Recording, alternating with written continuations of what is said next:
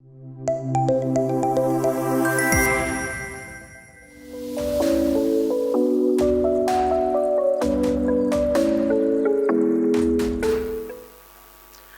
good evening everyone. Now formally we announced to start the session.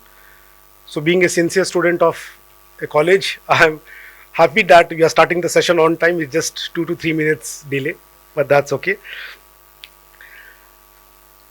So there is no doubt that the cost of education is on the rise. The financial concerns of earning your education should never stop you from doing so, because Benjamin Franklin once said that investment in knowledge pays the best interest over your entire lifetime. Namaskar everyone. Good evening to one and all, and cheers to good health, happiness and prosperity.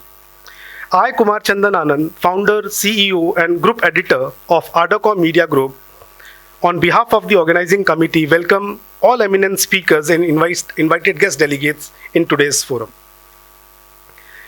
We welcome our presenting partner of this roundtable event, ACCA, and shortly we are going to join along with Prabhanshu Mittal, who is the head of education from ACCA, and Mr. Rohan Rajvanshi, the education partner from ACCA. We welcome all our speakers today at this forum who is representing the Northeast segment of the country. And I'm glad to see such a lovely gathering today at Guwahati, who is also popularly known as the gateway of Northeast Bharat, and also known as the city of temples because of the many ancient Hindu temples situated in and around the periphery of this beautiful city. Can we have a huge round of applause for yourself? So thank you so much for making this a black and white or a brown hall more colorful with your presence over here in this today's event. I'm also truly amazed and excited to learn the rich culture, tradition of our 8 northeast states of Bharat: Arunachal Pradesh, Assam, Manipur, Meghalaya, Mizoram, Nagaland and Tripura, popularly known as the Seven Sisters and the brother state Sikkim.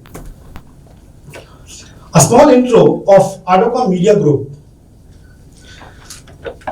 So the dictionary meaning, if you break the ArdorComm, is Ardor and Com. So Ardor dictionary meaning is passion, zeal, and Com stands for community and communication. You must be having a brochure of ArdorComm Media while you registered yourself. So the organization name is written over there. We are actively working into the 5 communities. It's education, healthcare, human resource, governance, media, entertainment and art. But what we do? So we publish news, we publish articles, we publish interviews like a proper media house. We publish blog stories and we organize the certain knowledge forum like this. So it's a bigger forum, a national forum, regional forums, webinars, seminars, award ceremonies, felicitation ceremonies. This is what we do. And why we do this? We do this to empower communities for socio-digital transformation and innovation. Why social media and digital media is important in our lives, in our business which we are associated to. This is how we try to preach through this thing. So the mission of our company, ArdorComm Media, is to enrich the communities about innovation and socio-digital transformation. The vision of company of ArdorComm Media is that we want to be India's leading and most desirable media house of the country. And how we do this? We do this through various facets of knowledge sharing platforms. By creating knowledge sharing platforms like this, we try to have your engagement on our portals. We try to have your engagement on the social media channels which we have. I'm sure that my team has promoted each and every speaker on our platforms of social media. Some of you would have seen, and I'm very happy and glad that you reshared through your social media handles. Few might be struggling as in how to use the social media handle. Many of you might not be having an active account of Facebook, LinkedIn, Twitter. Please have that, or search for your logins or re-login or reset the passwords. लेकिन उसको use करिए. Why? Because the kind of discussion which we are going to have today, the audience outside this hall should be aware कि हम लोग क्यों आज why we are meeting over here, what is the topic of agenda and discussion over here. अच्छा, एक छोटा सा question, how many people have reshared from your social media handles the creative of yourself? Can we have honest answers? तो उससे पता चलेगा. So I can see 6 hands raised up. So बाकी लोग ने नहीं किया होगा because I told 2-3 reasons. किसी का social media handle account नहीं होगा, किसी का password miss कर दिया होगा, who are not active using that. लेकिन आप करिए, उससे क्या होगा? You are representing yourself. So branding is very important nowadays. जैसे मोदी जी branding कर रहे हैं अपनी भी और साथ साथ में अपने पार्टी की भी और पूरे colleagues की भी. हमें अपनी branding करनी बहुत जरूरी है because in this way you are branding first yourself, you are branding your institution, you are branding your students, you are branding their parents. And instead you are telling that in this entire lobby of education, what is your stand? Why have you been invited and selected top 20 institutes for this roundtable discussions? It's very important to have a discussion. इसका outcome क्या होगा? The outcome of this event is that with a white paper and an outcome of a report, we publish and circulate this to the Ministry of Education. We share this to the UGC, we share to the AICT. कि हमने आज के दिन forum में क्या discuss किया, who are the participants over there and what was the outcome of this. So we'll be having the session recorded and we'll be publishing it shortly on the YouTube channel of ArdorComm Media, and all the pictures of the discussion will be shared again on the Facebook handle of ArdorComm Media. So I was just telling about the ACCA team. So we have both of them over here, Mr. Prabhanshu, who is heading the education of India. Welcome, Prabhanshu, and Mr. Rohan Rajvanshi, who is heading the North-East-West region of education in India. Welcome. So then, how we started this company. So I do have a media background of almost 18 years in the industry. I've been working for many leading media houses and the regional media houses. But in the time of COVID era, where I was also in a dilemma, as in like I will be safeguarding my own job or not, or will I be being shown pink slips because of the non-performance or the cost-cutting situations. Me with some like-minded people like Ashish and few.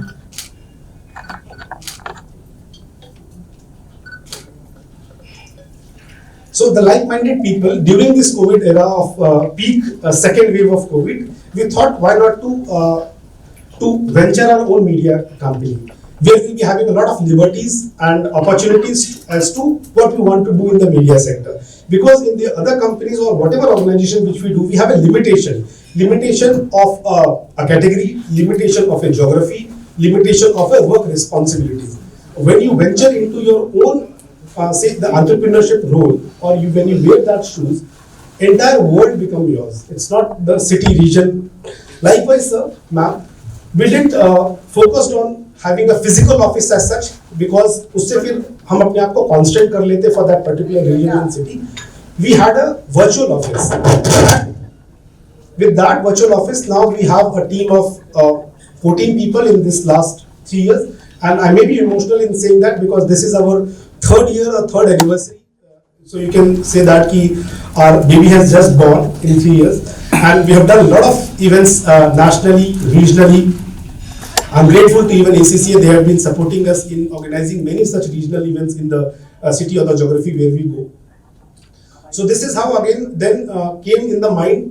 अब बच्चों को recruit करना है. Like we had a daring, we had an opportunity to by launch करना. Then who are the people who are going to associate with us? How to find the like-minded people during that COVID era? क्योंकि उसमें people, those who are not in a position to leave the job, there is again a threat. Should they join a startup or should they look for a established organization जहाँ पर उनकी job safety security है? We had a little backup of finances with us. Thank God that we were little sound in accountancy, finance, and commerce. We were just having a discussion with few colleagues over here, ma'am over here, that why accountancy, finance, commerce is important. इसको एक may be third subject जैसा लिया जाता है when we talk about general education कि भाई कुछ नहीं हुआ तो ह्यूमैनिटीज कॉमर्स बीए तो है ही है.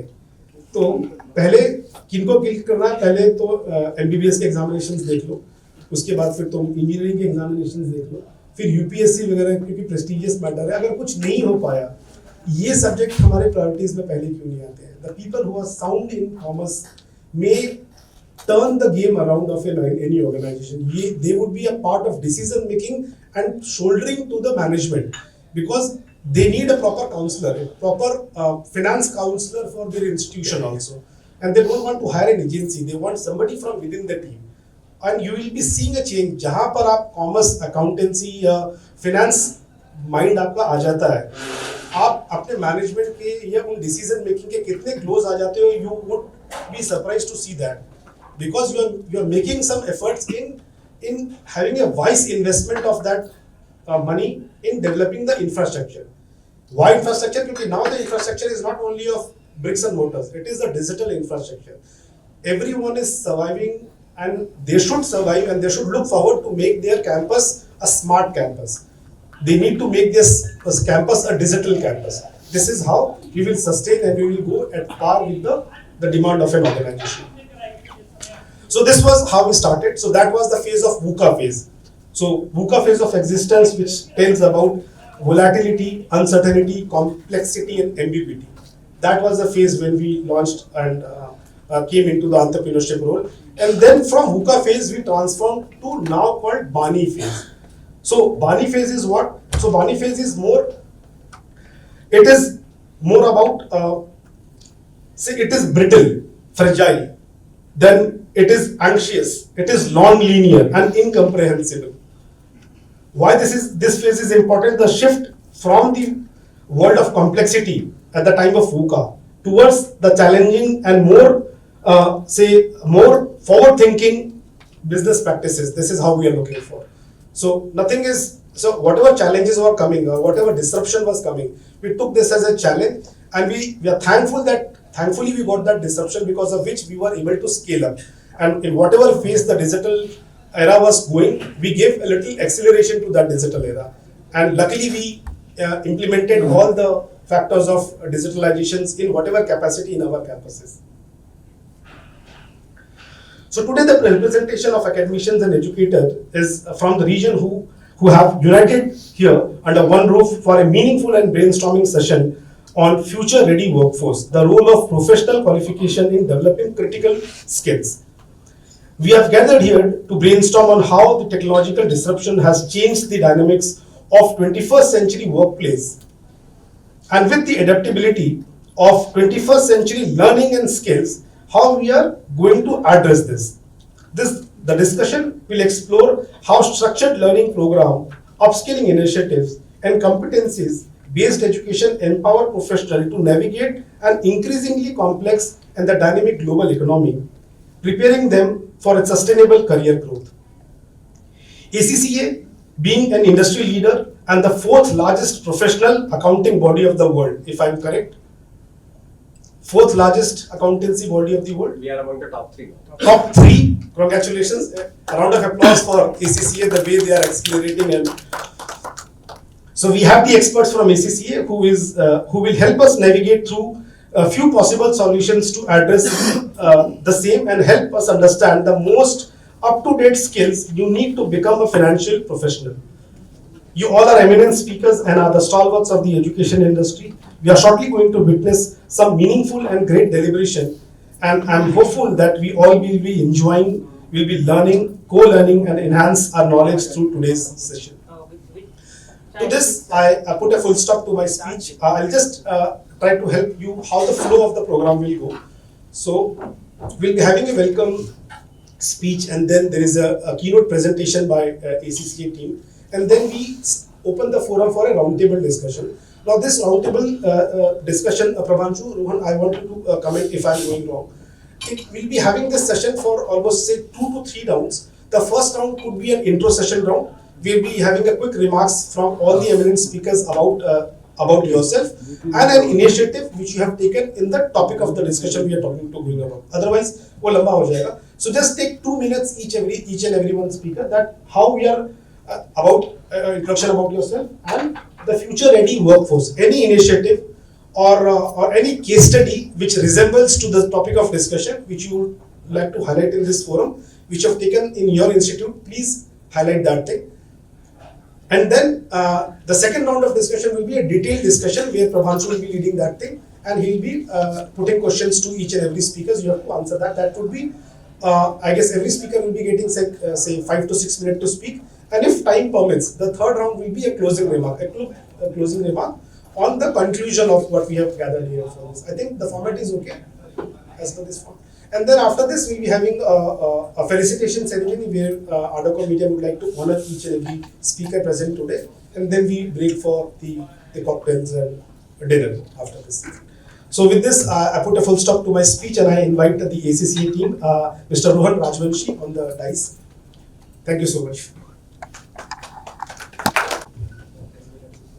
Good evening, everyone.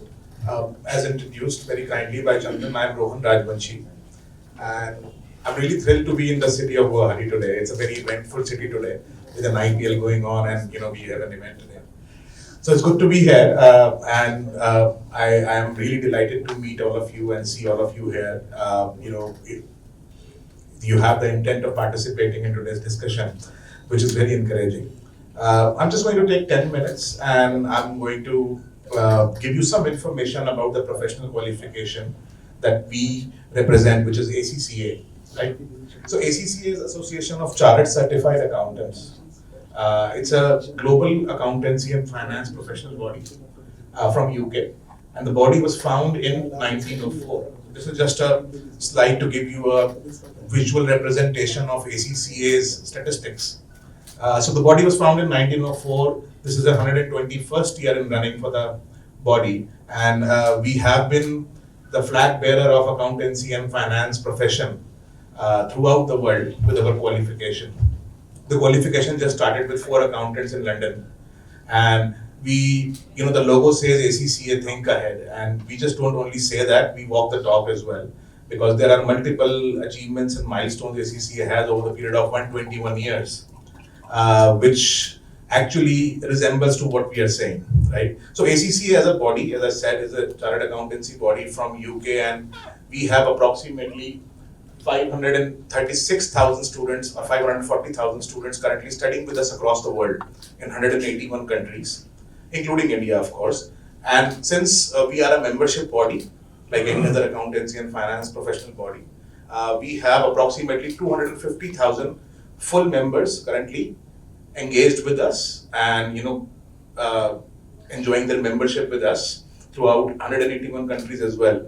Now these members are the leaders of their profession. These are CFOs, CXOs, heads of finance, regulators, and people of that stature. But to also highlight some of the things, that ACCA is operating worldwide with various partners, right? Because as a body, we do not teach the qualification, right? It's a conflict of interest, and that's why we have various partners around the world, which are university partners, college partners, learning providers who provide teaching for ACCA qualification to the students, as well as more than 7,500 or 600 approved employers who approve of ACCA qualification as a value add to their employees. And these days, if you go to any of the big fours, the first requirement to get a promotion is to get a professional qualification. It can be any, but that is the mandate that they have. And that's where ACCA pitches in and help our employer partners to upgrade their employees as well. Right? So we are working with all the colleges, universities, learning providers, as well as the employers. So it's a full circle that we're trying to complete. It's not that we qualify the students and then we forget about them, right? So we complete the circle by also ensuring that they are employable, and not only employable at something or somewhere where their interest is not there, right? It is, you have a choice of choosing what kind of job you want to have and what kind of industry you want to be in, because we are currently present in more than 50 industries around the world with 7,600 employers working with us. So this is just a basic introduction of ACCA worldwide. But when we go to the India perspective, right, since we are in India, we have offices in Delhi, Mumbai, Bangalore, Chennai, Hyderabad, and in all the major cities. Plus, we are currently, in India, we have more than 80,000 students currently studying with us as well, in more than 150 university partners across 70 plus learning providers, helping them prepare for ACCA exams. So the network that we have in India is also widespread. The top universities across the country are working with us.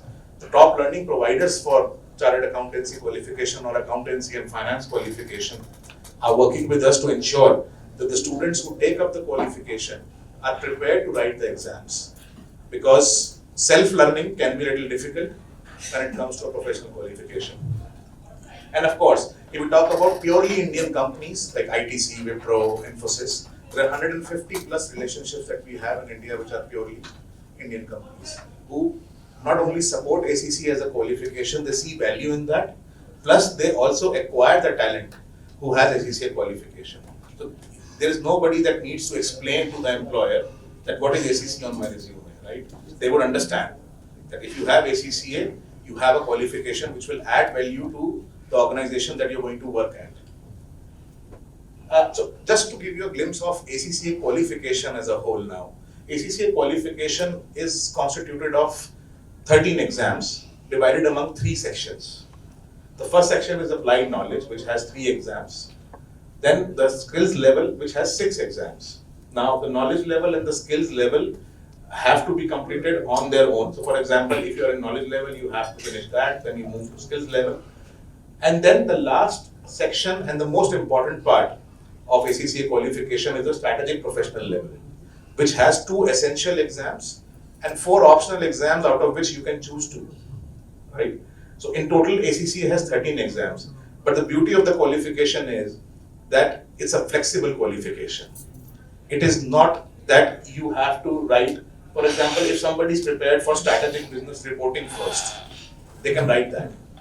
If somebody is prepared for advanced audit and assurance first, they can write this. There is no specific order in that particular section that you have to take exams of. For example, when you move back to applied knowledge and skills, if you are in applied knowledge, you can choose any exam. If you are in applied skills, you can choose any exam that you want to write first. You have to finish the section first, of course, but then you will have the freedom. Also, there is no group system in our qualification. You just write one exam at a time if you wish to. I mean, you can write up to 4 exams at one go. But if you pass in one exam, you move on to the next exam. If for some reason the student is not successful in one of the exams, they just have to write that exam in the next attempt. There is no grouping that you have to write 3-4 exams together to pass the group, right? And that is where the flexibility element prevails with ACCA qualification. And it actually helps students to get a professional qualification without worrying about the flexibility and without worrying about preparing for more than 1 or more than 2 exams at a time and qualifying them. And that is where our agenda of giving professional accountants to the world comes true with the flexibility that we have. And these are some of the brands that we work with. So I've told in the first slide, and this is also my last slide, just wanted to give you an introduction, is that we work with more than 7,600 employers worldwide. These are some of the names that are very recognizable and could not fit 7,600 in here, but these are some of the names that we work with in India and worldwide. And all the big fours are our partners, are our approved employers, especially EY, KPMG, PwC, and the 5th one now also, the Grant Thornton. They work with us very closely in all the capacities. They not only work with us as an employer who takes ACCA talent into their organization, but they also are coming up with their own academies to prepare students for ACCA qualification. And that is where the involvement shows that if an employer is taking an extra step to ensure that the students are prepared for this particular qualification, it gives the confidence not only to us, not only to the academia, but also to the students who are preparing for this, that they have taken a right step towards their career by taking up a professional qualification. Because at the end of the day, we all know, if you want to succeed in your career, especially in accountancy and finance, the world today demands a professional qualification. And ACCA being flexible, another point about flexibility is that we have exams 4 times a year, March, June, September and December. And the first 4 exams are on demand. So you prepare today, you write the exam tomorrow. The first 4. Remaining 9, March, June, September and December. So we have tried to give all the flexible options to our students and to our academia and to the employer network that we work with to ensure that the world gets the professional accountant it needs. Because currently any country that you can name is short of professional accountants. India, US, Europe, anywhere you go. India is at maybe a little worse position as compared to the developed countries, but we are in a dire need of professional accountants. And with people running away from professional qualifications because of the difficulty to pass them, gives them an opportunity to build their career, become a professional accountant, and take their career ahead to the next heights. So that is where ACCA is trying to help the world as a whole to ensure that we are providing the professional accountants of quality that the world needs, and we make this profession as a leading profession in the world. Because as Chandan also mentioned, if you have knowledge of accountancy and finance, you can do any role. Most of the CFOs or most of the CEOs nowadays have become from the CFO position. Reason being, they have a knowledge of accountancy and finance, they know how to manage the budgets and the projects and the money involved within that. And that is where you have the edge over others. So that is what we are trying to do across the world and in India. And of course, we would need the support of all the academia that we can get throughout the country to ensure that students are aware about it, the students are pursuing it, and the students are actually making a career out of it, because it can really become a challenge to become a professional accountant when it comes to other qualifications as well. So that is all from my side. Just wanted to give an introduction, and I'll now pass it over to the other guys to take the conversation ahead. But thank you so much for coming in today, and hope to have a great conversation ahead. Thank you.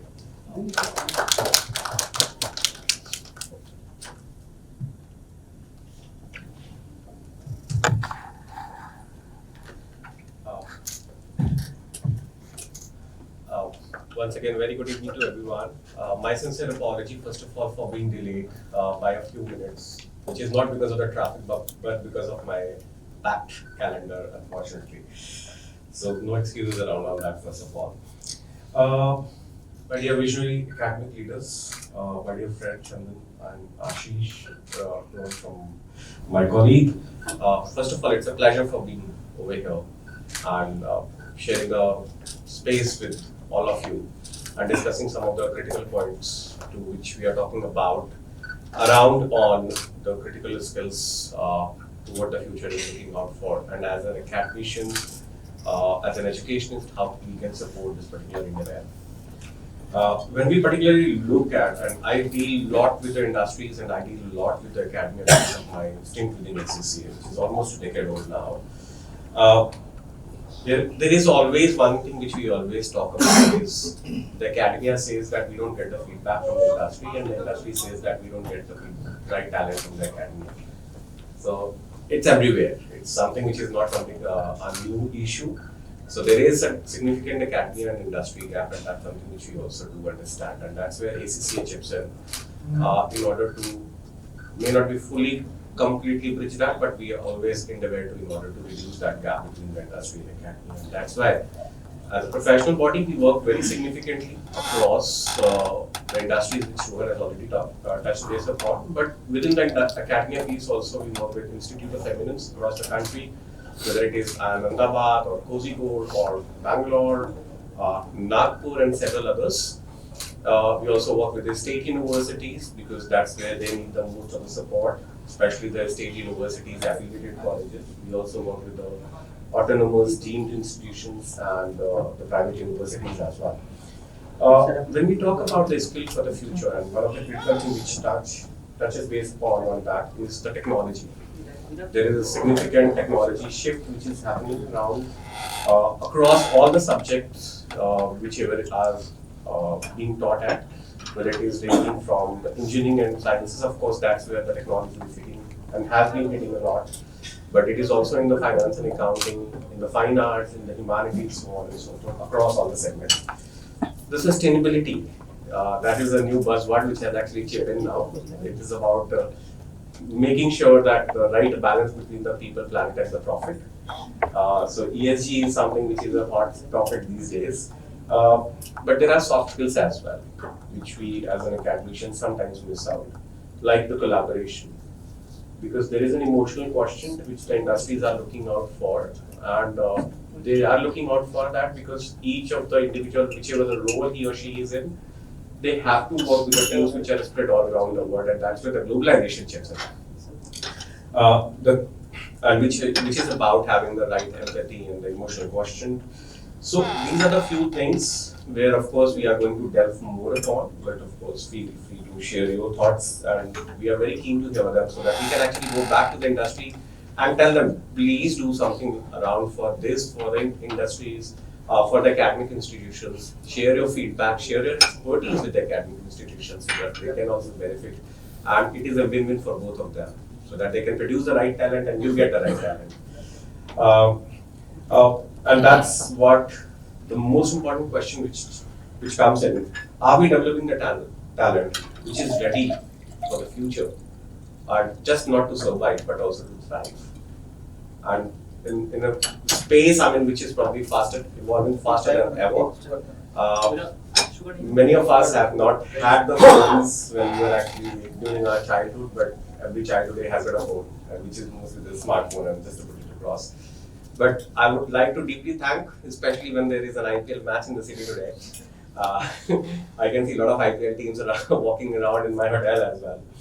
So that's what it is. So let's just start from Mr. Dutta. Can you please share a little bit about yourself and probably what are you expecting out of this particular conversation? And if there is some initiative which you'd like to share with the rest of the group. And probably we'll follow the same structure with everyone. Thank you. I'm not sure this is okay. We can take this one. We're talking about the technology, right? One thing is sure, the technology fails. It never fails to fail, sir. He's determined, he'll make it happen. Hi, very good evening. No, it's still not. Very good evening.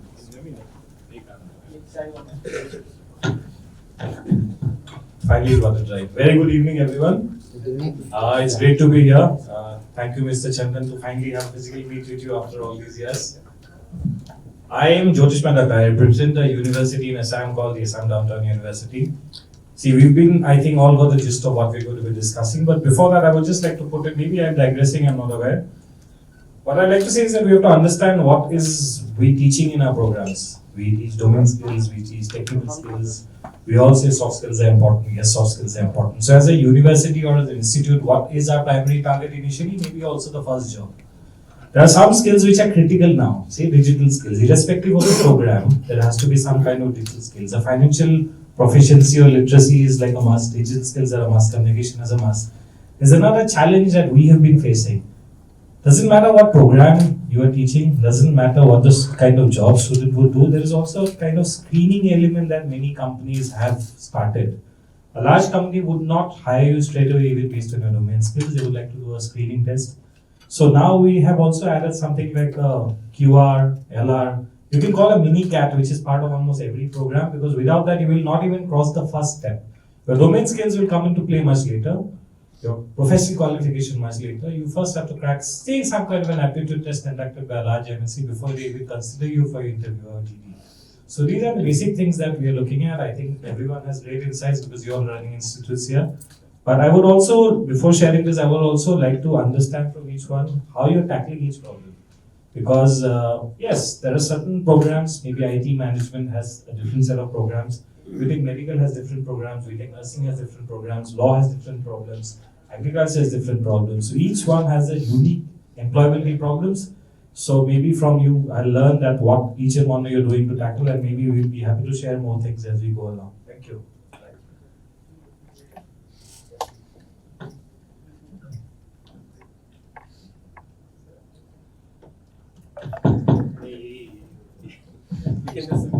Check. Yeah. No, you can start. It's a 2 minutes round. We are starting with an introduction and in opening remark on the future ready workforce. What are the critical skills required? Any initiative or any case study which your institution is involved in? Okay.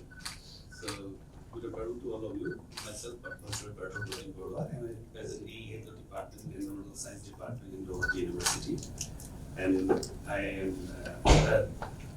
in Informations, and I am the president of the College governing body, who is the secretary dynamic AWS. And also, I was there in HRDC as a director for 2 years in Rohan University. Usually, HRDC where teachers we used to keep trainings.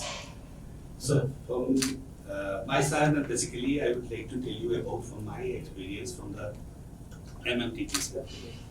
So what I see by engaging myself in the teachers training there, what I see we need to give more training, more awareness, particularly in the skills and related issues. Because though we see we have a good number of teachers everywhere in each and every universities. I have to cater almost entire India, but basically we cover the northeastern regions. But whereas we see where our teachers, sorry to say I'm also teachers, where our teachers are not at all competent enough on their skills, particularly in the soft skills. Not at all about the, to say, teachers. I can give you an example of a recent interview. It was held in a university in the northeastern. I don't like to mention the place and name of the university. 3 of the candidates came to me and they told me, the Honorable Vice Chancellor asked me, then if you can do these things, let us try. That if you cannot do that, then you will be removed from your service. And that should not be a type of interview, I should say. So for whose I say, we need a rigorous training from top to the bottom. So we are thinking about the academic leadership, but who we are? We are all the time we are talking about the academic leadership. Yes, I am in a position so I can speak anything to anyone. That should not be, because the future generation, the futures. They are the future for our country. So that's why I think we are doing a lot, particularly for the university level. We are just initiating, particularly in case of Spain, we are conventional universities, and problem is that always with the employability. So we are trying our Best. best. Yeah, thank you for that opening remarks, sir. Yes, we go to Dr. Sagar. Yeah, good evening all of you. Myself Dr. Sagar Mandre, Vice Chancellor Mahatma Gandhi University, Meghalaya. My university is the first university of state of Meghalaya who implemented NEP 2020. In this move of the flow, I would like to start from the trainers training. The need for the future workforce will start from the trainers training. On the line of the sir, he said that all kind of training, because see, technology is changing with the speed of the light. What we are developing today in academia get outdated tomorrow. So it will be a responsibility of all of us to forecast the upcoming skills and get that training first to the trainers, then transfer it to the students. So we will discuss it on later. Thank you. Thank you, sir. Good evening, all of you. Myself, I am Dr. Manjeet Kaur Kaushal, Vice Chancellor, CMD University. Hunger is going on that evening for my university, but still I am here and I am going to congratulate Mr. Chandan, Anand, Prabhanshu, Mittal and Rohan Rajvanshi for conducting this nice event. And my 40 years of teaching experience, administration experience, I would like to say, first of all, the syllabus should be changed. It's required. Syllabus is very, very lengthy. Practical trade. Students, they are not getting time. Nowadays, our children, they are digital children. But we are not. We are still, somewhere like mine is, we are still traditional. Way of teaching, we are teaching. So, digital training not only for students, it should be required for teachers also. We have to update. And another is academia, that Prabhanshu Mittal, she said, academia and industry. You know, we are ISAFAT. We send students for industrial training. Okay, pharmacy students, some other students, even law also, we are sending for internship. We are sending some students, we are saying paid internship, they are paying also. But industry is not allowing to touch their machinery. How they will learn? Even my son also, he studied aircraft maintenance engineering, He went to this Santa Cruz Air India and they make a 20 rupees ka food pass. Come, give biometric attendance and go and sleep. Because they are scared. Trainer is scared. He includes expensive machines. If this student will spoil, blame comes to me. So these things also we need the trainer from industries also should be dedicated. If industry is not helping, students are only theory level. And from our universities, we cannot do anything for practical training. Faculties, they can teach only theory part, but for practical, they have to go for others. So we need even, I would like to say this Guinness book. One 13-year or 12 years old child is completed graduation. So when 12 years, 13 years child can be a graduate, so why another student after class 12 when he's 16 or 17 or 18 years old also, why 3 years you will go for graduation? What they will do for 3 years? History, sport, BA, Anand sir, he told me that BA, suppose BA, if student is very weak. For BA course, 3 years history, 3 years political science. This is just wastage of time. No job for him, nothing. So this syllabus, this time limit for PhD also, in 3 years UGC they wanted time, minimum 3 years. But for 3 years, if one is capable to complete within a year, let it be. Why still? Some topics after 3 years to 5 years when they are completing, and other countries they are completing within a year. So that topic is like a still foot.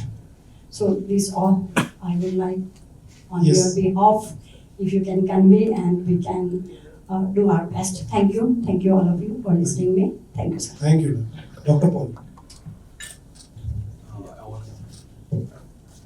Thank you so much, ArdorComm and ACCA for putting this together for us this evening. I appreciate your efforts in bringing us all together. It'll be of interest for you to know, Prashant, that our CFO was ACCA qualified. And we did get some good leadership from him, and I appreciate that. I represent the Northeast Adventist University, quite a new university, I should say. We're just about 4 years into our operations. I must tell you from my experience, just these 4 years, that what we are dealing with, keeping our faculty and students future ready, this whole aspect cannot be overstated. It is of crucial importance to us, especially as we train young people for the future and also for the present. We have taken some lead steps in this matter, and hopefully that will be of some help to all of us here. Just now, one of the things that we have initiated at our level at the university is a peer-to-peer faculty development program, and that's a platform for faculty to come together, learn skills, soft skills, and we give them a platform for them to start sharing in a forum like this. So we see that quite helpful, because that's where they learn from one another. That has been helpful. We also have tried to trickle that down also to our students. We give credits to students for being part of skills clubs that we have in our university, whether it's a culinary club or is it a baking and confectionery club, even we have also initiated some clubs such as the computer media club. And so we're seeing a lot of progress in that direction. I hope as we go through this small session, all of us can learn from one another and what we should do. But we've also started certificate courses that will help our students also be future ready, especially with computer application and all that. So I hope to learn from others as we go through this thing. Thank you so much. Well said, sir. Professor Dr. Rajvanshi. Good evening, everyone. That it is a matter of pleasure to be here, to be the part of the discussion. Mr. Joutishman already briefed about that our initiatives, but additionally we are having that few courses not directly related to the technical skills, but related to the life skills like that, acclimatization skills, life-saving skills, and human values, universal human values. However, in the some of the courses we have included that enhance the skills like that, analytical skills, critical thinking skills, and some other technical skills related to the particular programs. And importantly, we are trying to have that the project-based learning kind of thought. And in the MBA courses, we are having the capstone projects also. And essentially, we made that last year that internship is compulsory for all the programs. And we started with that field visit last year that made the compulsory to everyone, and that we got that some of the encouraging results, and that last year we put that this internship compulsory to everyone, each and every student. And as that Dr. Paul has been that related to the club, we have integrated the club activities along with the certification. So the catering the hobbies of that our students. So we are trying to that the all-round development of the students in the terms of the co-curricular activities and extracurricular activities. Also, we are putting the some of the technical and the other things.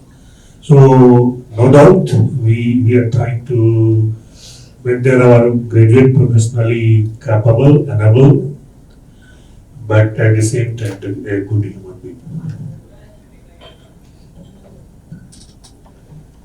Yes, thank you, sir. Dev Malya Bhattacharya, sir. So, good afternoon, everyone. Myself, Dr. D. Bhattacharya. I am the Pro-Vice Chancellor of MIT University of Meghalaya. Those who are from the western part of India, like Pune, Mumbai, they know about MIT Group. I think so. And MIT Group, they had a plan to establish one good educational environment in this region of the country. So in that thought, they came here in 2017. Though the university is very old from 2011 in Shillong, but MIT took over this university in the year of 2017. So MIT University of Meghalaya is the only private university in the state who is having his own land and the own campus. So it was too hard while having the Schedule 6 in our state to have our own land, but finally we have our own land and have our own campus in Shillong. So in our MIT University, our main motto is to educate our student in two ways. One, to develop the sustainability culture as well as the liberal education. For the sustainability culture, I can give you one example. In our campus, it's basically green campus, just 1.5 years old campus. In our campus, we don't use any kind of plastics. Whatever dustbin and other thing we are using in our campus, that is made by our own student only. That is number 2. Number 3, whatever bin bags and other things we are using, that is kind of biodegradable. Any kind of hand tissues and other things we are using, that is made up of only the bamboo. So this kind of sustainability culture we are building in our campus only. That is number 1. Number two is the liberal education. Like students are engaged actively in collaboration with our university advisor, any faculty, or the fellow student. So in these two ways, one is the liberal education and another one is the sustainable culture. We are developing our student.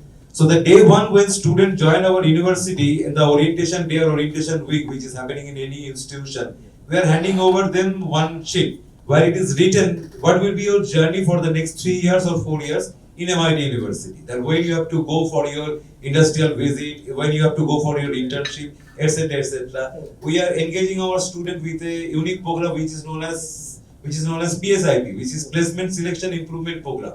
For the placement, whatever things are required, like GD or aptitude training, everything we are giving to the student. As well as when students are reaching 3rd year or 4th year, almost at the final year, they almost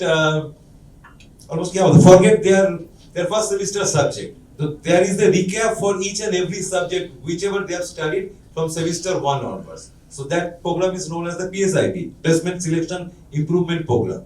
So that also we are doing for our students. That's how we are trying to build a culture that you should be the professional ready to go to the market to get the job. But still, I'm saying very bluntly, it is difficult to mold the student to go outside of their own state, on their from their comfort zone. When you are giving offer to the student that you are going to get 35,000 salary per month, when you are going to Pune, they are telling I am happy to get only 8,000 rupees in Shillong.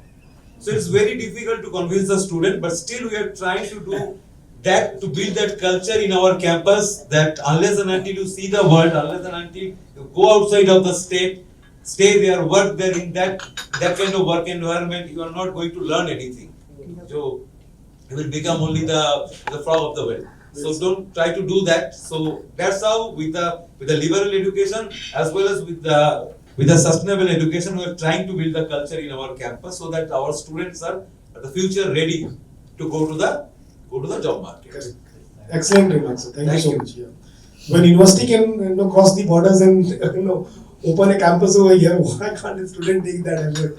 So it is a humor to it, but again a very serious concern. One should definitely address, and forum like this is apt for it. Thank you so much for that, voice, sir. Now we come to Professor Dr. George AP. Good afternoon, all of you.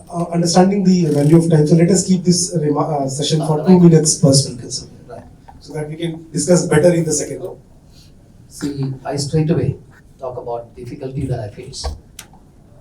As the Dean of the Royal School of Business and Commerce, right, we need to see, we talk about diversity, but diversity is a critical element for us. The different types of people from across Northeast, having different backgrounds, being in the same class, listening to the same language, the grasping power is different, and you have the challenge. Right. Now you expect certain outcomes. Now how could you ensure the 100% outcomes from this group, which is very diverse? Right, you can see. Right, I would say that in this call, we have already started with ACCA. It's been running. Right, not only ACCA, we have CMA also. That is, I'm from South India, so I know the value of this particular professional programs. As soon as I joined here, I initiated this process and introduced already there. Our students are in the second semester. Okay, 25 enrollments have already been done. It started with 30, but 5 people eventually, even in the second semester, they found it difficult. So they said that, sir, this is not the cup of tea for us. In spite of all the credit mapping and all of the things has been done, 5 people left. He said that willingly, okay, that's the right decision. Please don't drag on. It's always better you choose your right path. That's why. So what is the challenge out here for me is, now we need to see what type of students are we getting. Now how do we mold it? This is very critical. Don't come out with the high level technologies and all other things. That language is not fitting at all. Right? We are not addressing to the students of IITs or IIMs. We need to understand that. What fits well to them? And what if industries are coming up out here? You just look at the type of investments that is here. Announced recently, 4 lakh plus crores of rupees is being invested, right? The Advantage Assam, right? All villas, all big houses are coming. So tourism sector, the bamboo sector, all those things are textiles, the petrochemicals. We know this is the area here in Northeast India. So are we creating people, the workforce, to take up the jobs here? That's a great concern, sir, as correctly said. They are not going outside, they are not willing. Why do you insist people to go out? Right? We always say that we are underrepresented, underdeveloped, is very far behind in India. The gross enrollment ratio is very poor out here. All many things are there. So having seen this and understood of this, why don't we create an ecosystem in which our students are equipped well to take up the jobs here. That should be the challenge for us. And in this case, a certain level of people will be there to take up this job, who want to go abroad. Unfortunately, we are open to international borders, right? So many international countries we are close to us, right? And I read in the newspaper today that in Doon's College, Doon's University has commenced this Mandarin language. There's a Chinese language. So that is the foresighted, no? These people are starting with the Mandarin to equip themselves to take up the jobs in China. I'm telling that, see, this is a skills set mapping that we have to take care. And where this fits well, that is the right way. Right? This is a great initiative. We understood that. See, all the 25 people who have been doing this are very happy about it. And they're very pretty happy about this particular thing. And CMA, not very many involvements of USA, but there are people out there. And for the initiative that you said, we have started with even a business lab. We know the simulation lab. We have established a simulation lab. We know that that's the need of the hour. So people are enjoying life, working on simulations and apps and boards. It has been happening. And we have international or national tie-ups with multiple companies to facilitate internships and other. And even recently I have been discussing with the Niti Aayog and the CII to talk about the Digital Transformation Facilitation Center at RGU. And almost on the verge of closure. So I will be getting that probably tomorrow. So this is how we are taking into every aspects of the education sphere, taking care of the type of students that we have. So we have different segments, addressing to different segments. Okay, you take this, accordingly we try to grow. So that is what we try to do to equip our students for the future jobs, right? So thank you so much. Thank you, Dr. John. Professor Kumar Goswami. Thank you, organizers, for giving me the opportunity to be here with you. I belong to Dibrugarh University and presently I am Dean Faculty of Commerce and Management Sciences. So in my faculty, we are running 5-6 programs, MCOM, then MBA, MTTM, BBA programs like that. Apart from that, we are also having PhD program. But the thing is that from 30 plus years of my experience, I feel that the students what we get mostly from rural area and mostly they are local, with little bit of very few numbers from outside the state also coming. But the thing is that their level of motivation, their interest in the study is lacking behind to a great extent. So that is a big challenge for us. Although we are revising our syllabus very frequently, now we have introduced NEP also, but still there is no such changes we have noticed from our student side. So that is what the problem we are facing. But even though we are trying something new type of things, new type of courses, but these are also not accepted by those people in faith. I don't know why. In spite of doing lot many efforts to motivate them, but this is not happening. One problem is there, that is yes, at the time of enrollment, selecting the right person, that is another issue, because mostly based on their last year performance, last academic exam performance, based on that we do the screening.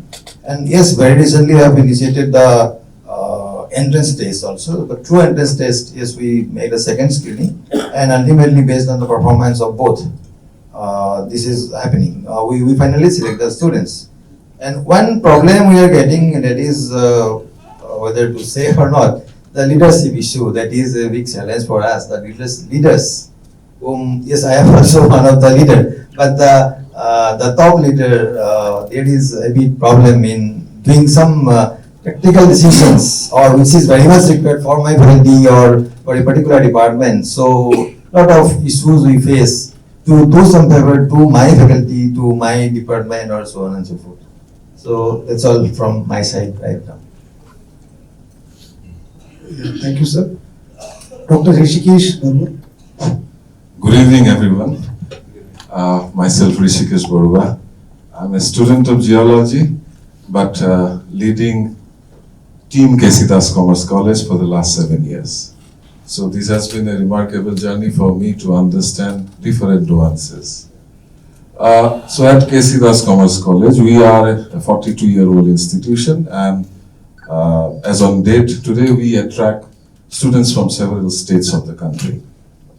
So at our institution, what we believe is that education cannot be confined within the four walls of the classroom.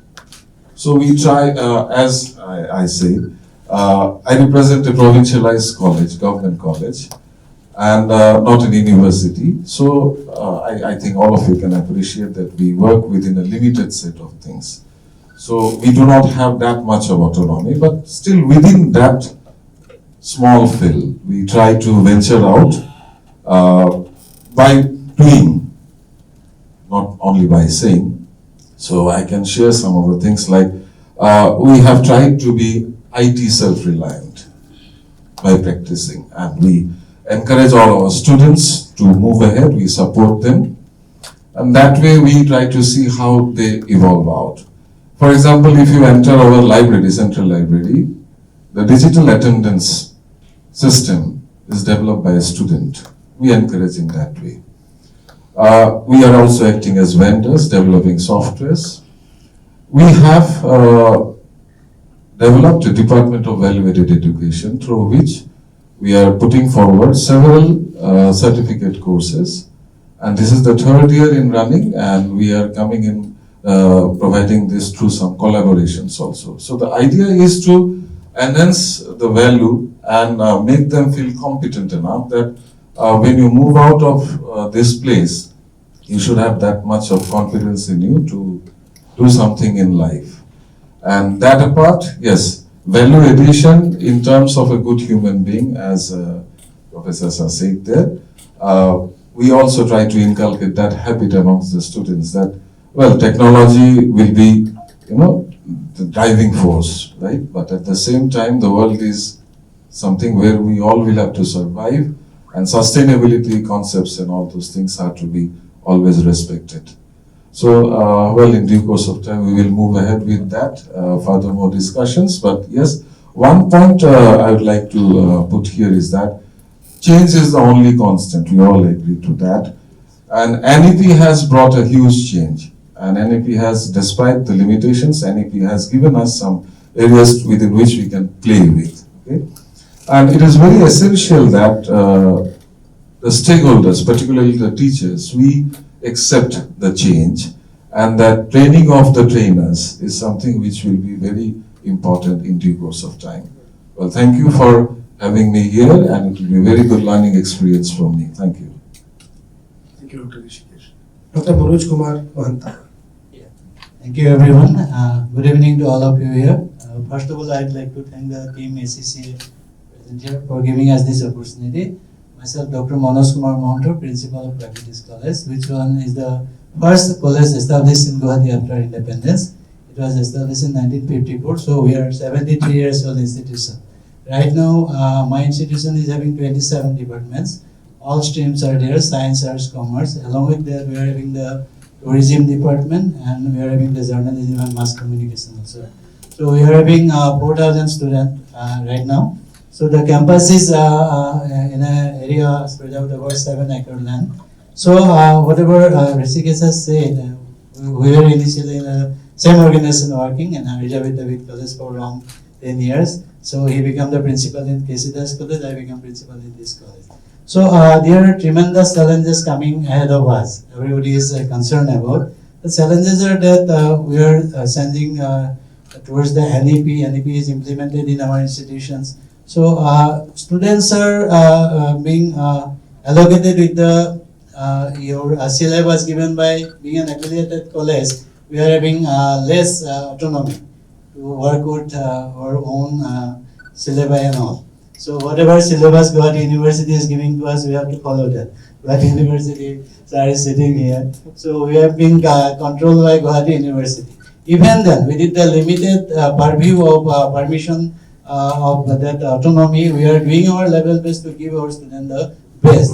Along with the syllabus related things, we are doing the extra things also to equip our students for preparedness of your JAM, GATE exam, then JRF, NET, SLET, because we are having 7 PG department in our college.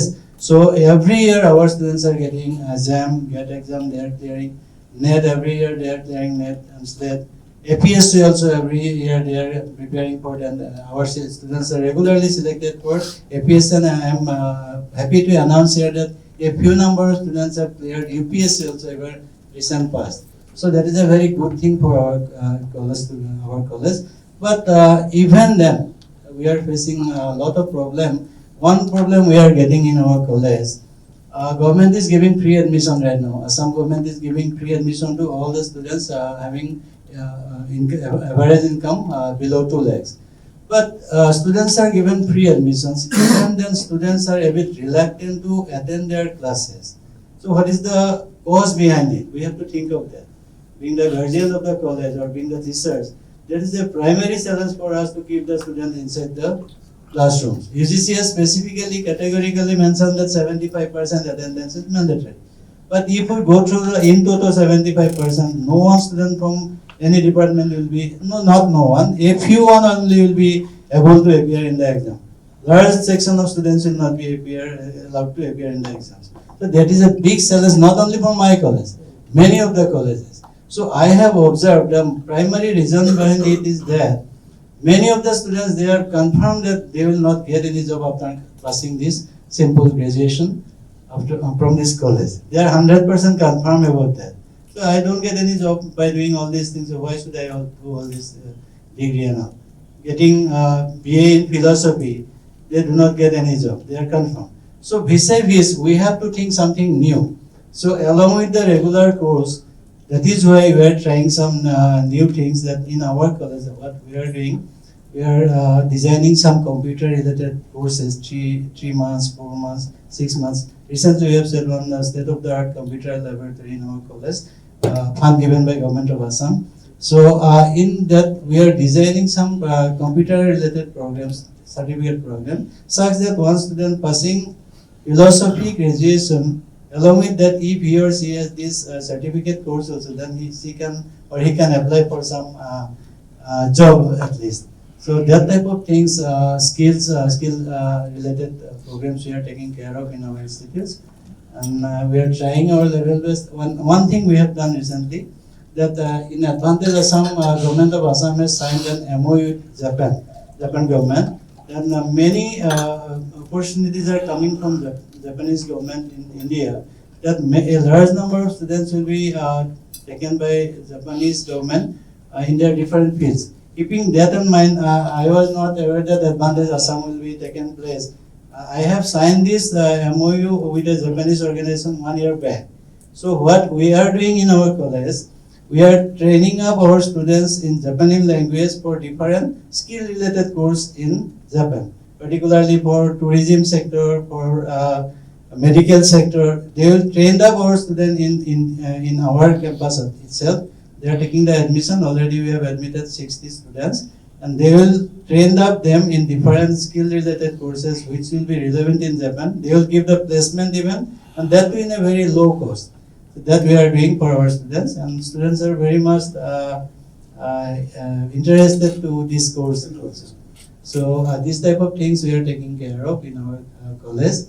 And in the days to come, we will have to think some different courses also, which will be more beneficial for our students. Yes. Thank you. Thank you so much for that input. So, Dr. Mampi Bora. Hello. Good evening, everyone. First of all, I would like to thank ArdorComm and ACCA for organizing this event and providing this opportunity for learning. It will be a great experience since we are upgrading our syllabus, so it could be a great help for us. I'm Dr. Mampi Bora and holding the positions of principal in Japanese Business School. Our schools provide BBA and PGDBA in aviation management, hospitality management, and tourism management. Apart from our courses, management courses, we have language lab where we provide additional with business communications. We provide voice and accents and phonetics. And I would like to highlight one more thing, that our students undergo 6-month internship. During their last semester, they do not have to attend any classes. They work with some organizations. At the end, they prepare their project and they present. On the basis of that, they are evaluated. So 6 months is a good time for students to see their real life situations. So I think it encourages students to face the challenges.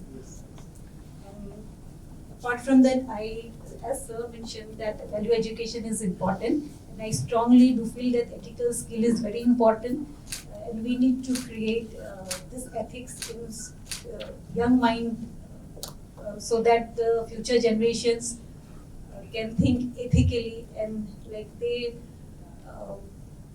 will be believe in integrity and fair, and will definitely take fair decisions. So ethical skill is very important. Thank you very much. Yes, sir. Thank you so much. Interested to know that your institute is focusing on the aviation and the tourism industry. So people enrolling in your institute or applying for institute, are they aware of their future? They will be going in the same industry, or how is the your alumni maybe percentage? Most of them are going in Most this. of students, they're aware about what they are looking. So majority of students, they are aware of what they are looking for, and we have a very good placement record, 97%. We started our college, which is affiliated under Guwahati University from 2017. It's been 6-7 years, and we have very good placement record.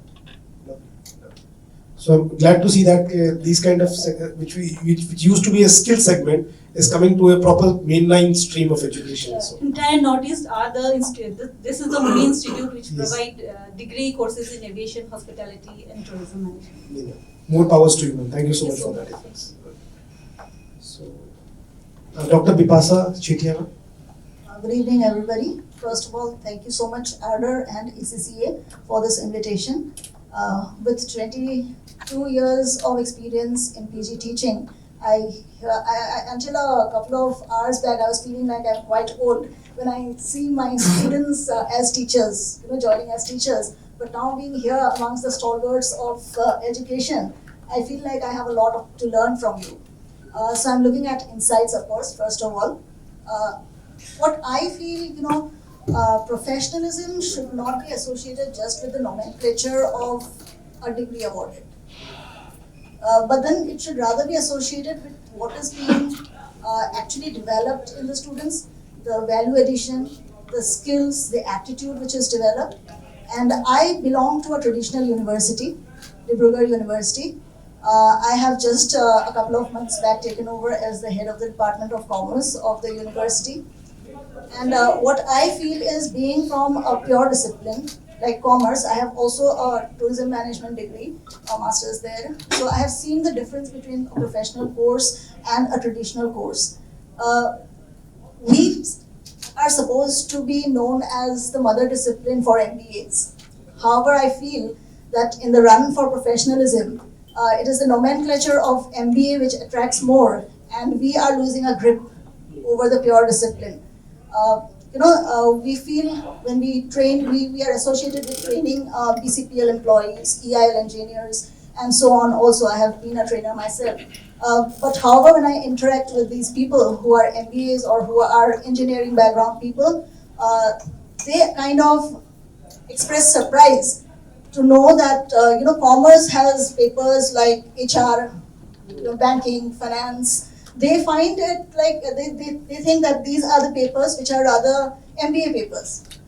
So we are losing a grip somewhere. But then I feel that to be able to associate this professionalism with the kind of courses that we teach, every course actually should have a different modality of working, rather than just the nomenclature being associated with it. And we should rather look at grooming than teaching, which of late we are starting to do. With NEP, it's giving us ample scope to do that, because there is a lot that can be put down as combinations by students, provided, of course, they wisely select their combinations.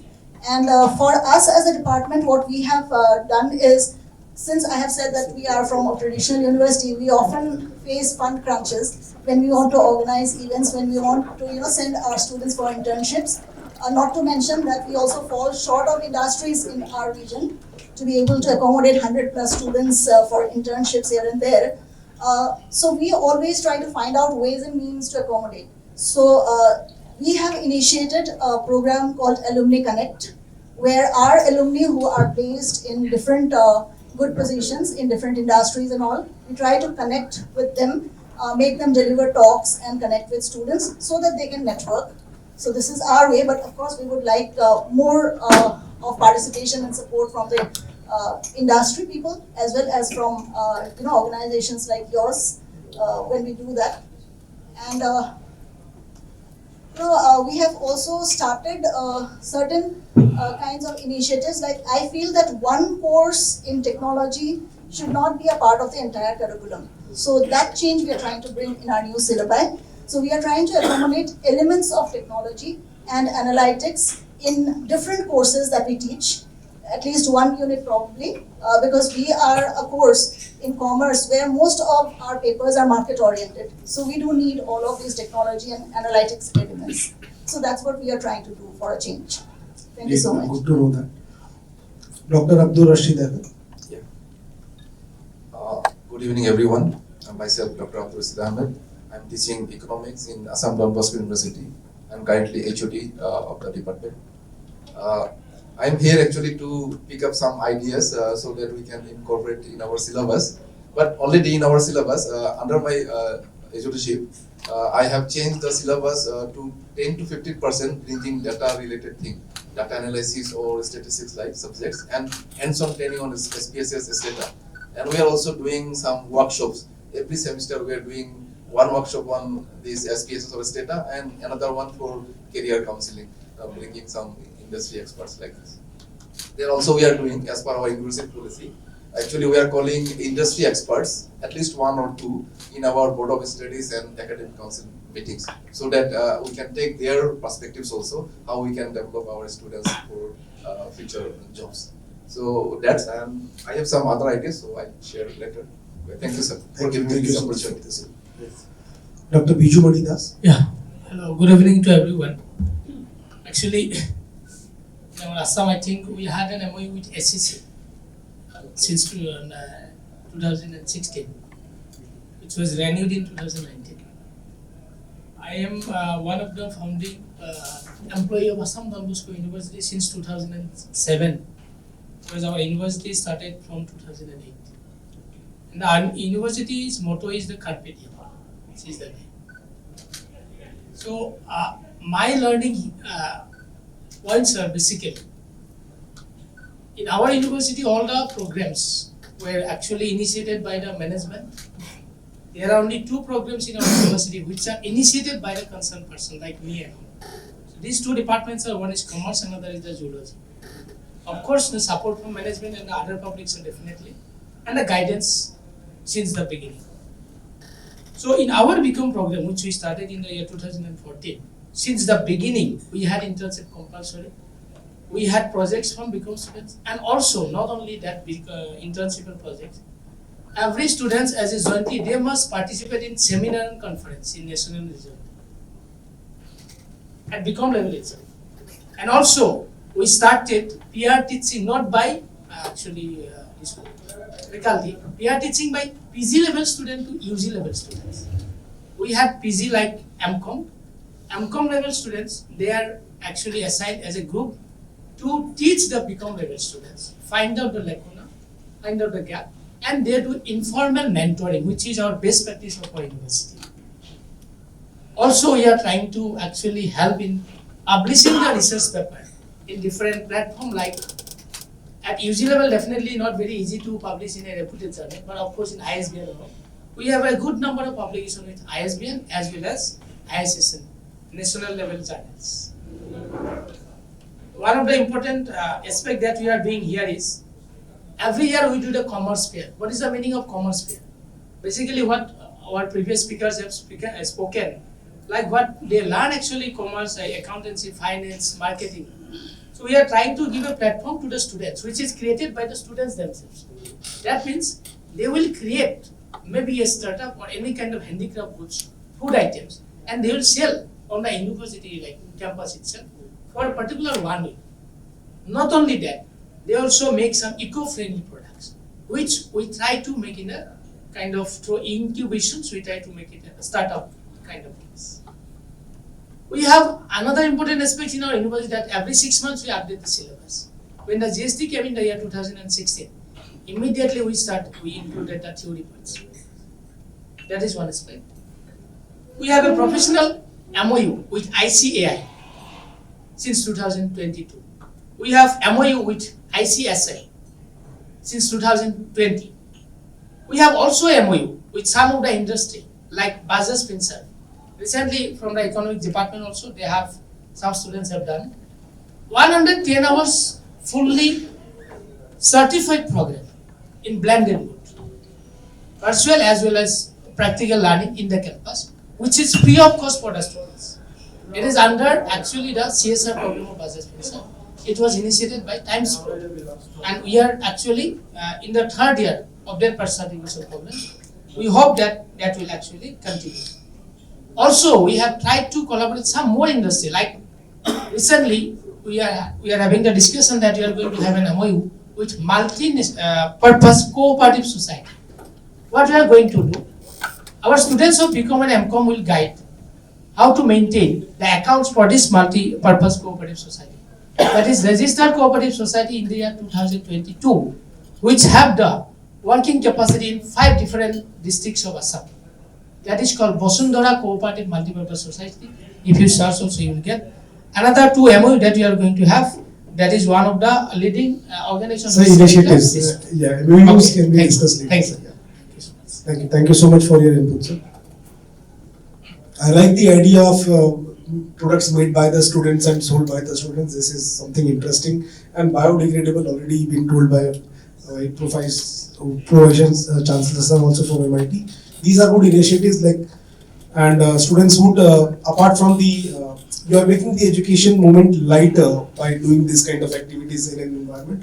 So that serious atmosphere of academics is not there, and it is definitely balanced by initiatives like this.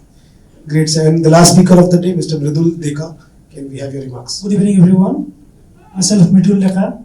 I have come from Krishnaguru Adhyatmik Vishwavidyalaya, the only spiritual university in Northeast India. So I think I am the younger participant in the house. So I am nervous too. So I feel free to say that my idea is that what the time demand professionals who have skills. Now in our university we offer only MCom and BCom courses. Now in BCom courses we try to produce some entrepreneur. Monthly we invite the local entrepreneur in our college and ask them to give some ideas and deliver some lectures so that the students get inspired from the entrepreneur. And we have also, very fortunately, in our locality, one of the oldest bell metal industry is Roundtable. We all know, or you might have listened to it.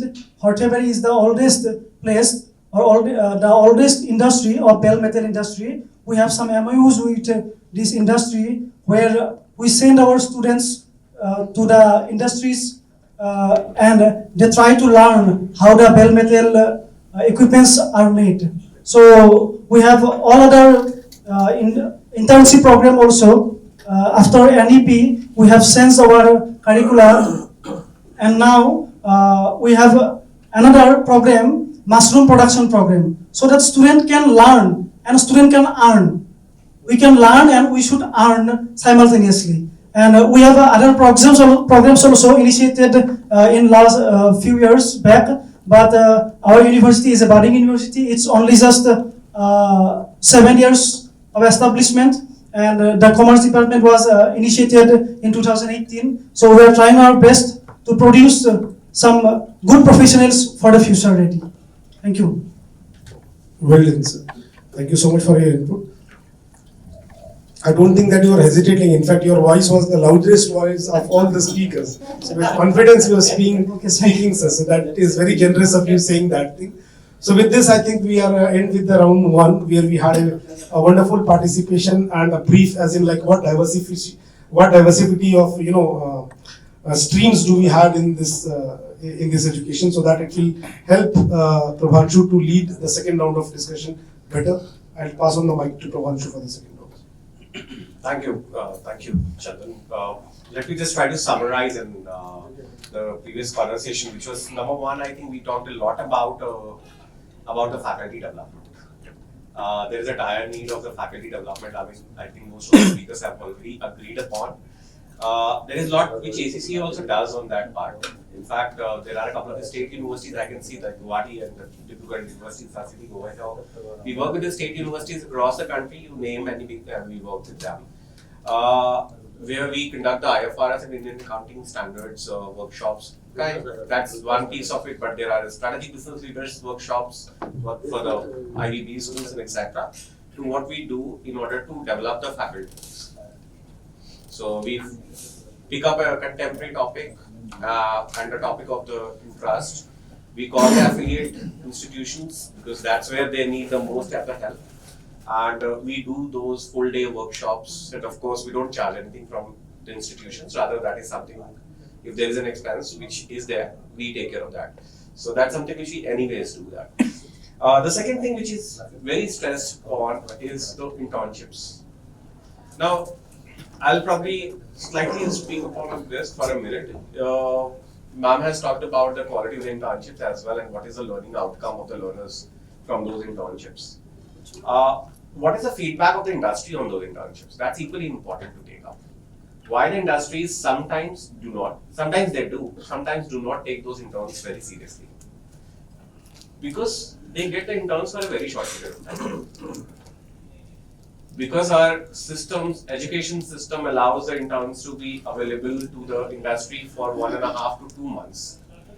And if I'm doing an internship, say for example in the finance and accounting or probably in the manufacturing, will that intern be able to contribute back to the company or probably will learn something within that period of 1.5 to 2 months because they will not understand what the process has to be followed. In a big four, for example, if an intern goes for 1.5 months, he or she will not understand which department is sitting on which floor. What are the different service lines within the big fours are, right? And that's why the industries are actually asking for the interns for a longer period of time. And they are very serious about these internships because they also know that, okay, if I'm taking the 100 interns, maybe tomorrow I can actually accommodate 30 or 40 out of them because for them, right, getting the right talent is also a big issue. The problem in India is not about the employment opportunities. The problem is about the employability. So the ability to grab those opportunities is where the challenge comes in. So I think a great point around on the peer-to-peer faculty development platforms as well. The faculty communities, how do we develop them? Maybe using the technology, maybe using some of the conventional methods. Sustainability we talked a lot about, as I said in the opening remark as well, that it is about the people, talent and profit.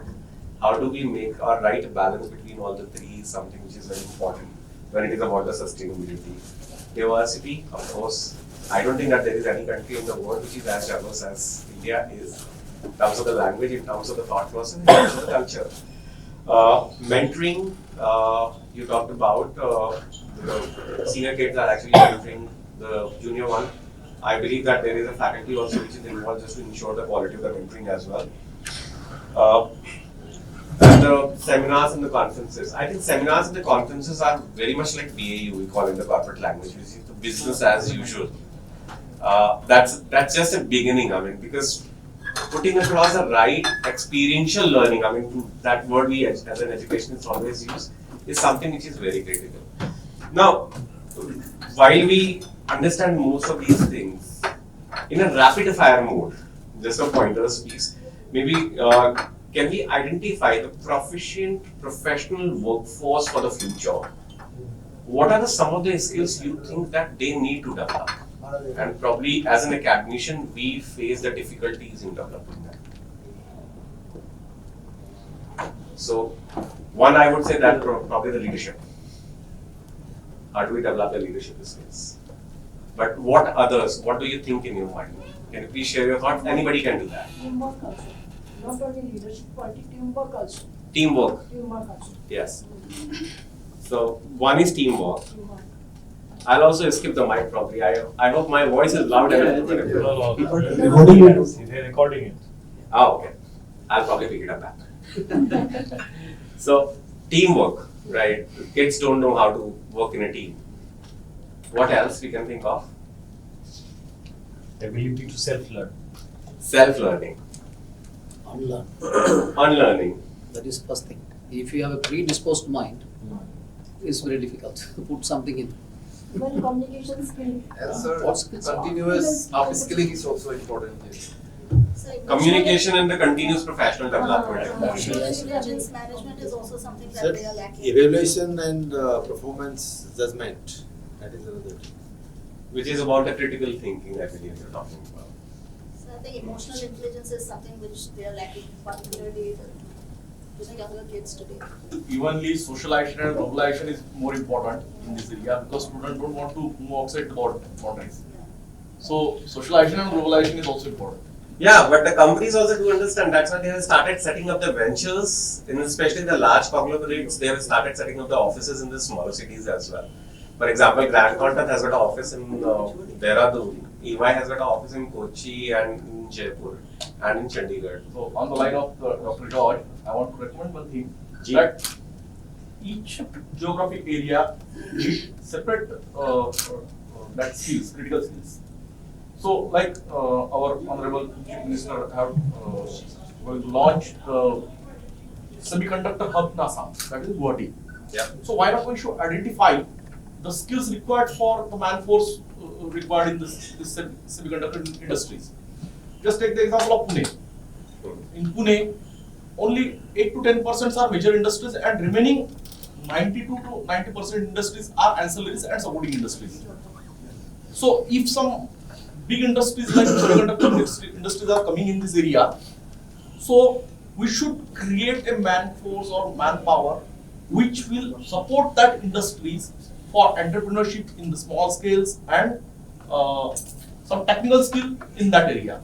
So sir, I'll actually add up your point to what sir has actually talked about, is about the change in the syllabus as well. But again, there's some certain restrictions. And that also requires learning. So, there are certain restrictions also from the regulators to us. Yeah. You can't change the syllabus in any way. Yeah. There could be one point, cognitive flexibility is very important. Cognitive flexibility. You have to adapt to technology, right? So skill to adapt. Adaptability is Adaptability, basically. because you can't be predisposed. Absolutely. So I think I will agree with your point. This adaptability to technology can be, I think, built up if we break technology elements into all different courses, as I have said, rather than putting one full course, and they tend to repeatedly flunk in that course. So that kind of demotivates them. So if we can incorporate a technology element to as many courses as possible, of course, in our discipline it is quite possible. So I think that will break down the pressure on them, and they will also keep on eventually learning technology. Ma'am, in fact, on a lighter note, one technology every student has actually adapted to is the ChatGPT. I am sure all of a sudden the quality of the submissions which you are receiving now, you really can't fail any student onto that part. Again, social media is also responsible for that. If you go to open the YouTube, first ad you will see, I don't have any fancy degree, I just do that course.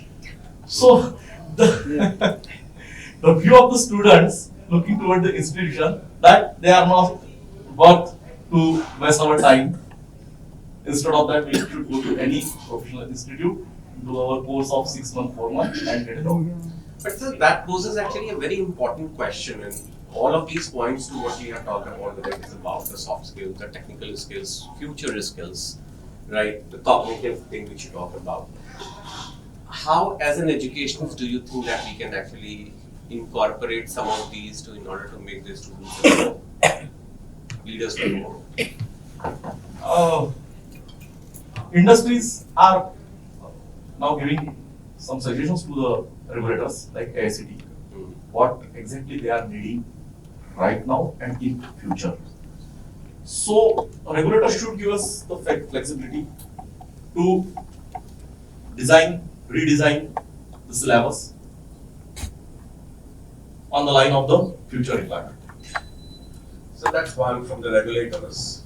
What else, sir? So even the corporate sector can give opportunity to their own employees to study at least once in a week, one class only. So it's a part of the most But of the all large corporate sectors conglomerates. they are not giving. And one another things are some like a you can say practical professor. now who are practical professors. That's Some skill, practice. professor of practice. So these also, some like we are saying in my university, one man is there, I am calling him Jugaadu engineer because he knows everything. So I am giving you degree Jugaadu engineering. No, Jugaadu engineer, what is he means? He is doing all the work, electrical, plumber. You just tell him for cooking. No? So some skill nowadays, see, children kids are very smart. This Prime Minister skill plan is there, NSDC is there. Should start it from the school level. From class 8 itself. Extra period, one period. No? Now, see, at home also, one child is 16, 17 years old, demanding scooty, demanding car, like driving from the school itself. So, some kind of skill, like girls, I'm saying, I told you to change the syllabus. Class 10 maths, what I studied long time before, in 77, I passed out my class 10. Same maths, NCERT, no changes. And now I'm thinking, I studied algebra, calculus, mensuration, no use, trigonometry. To many girls, they cannot and they fail in the class 10 itself.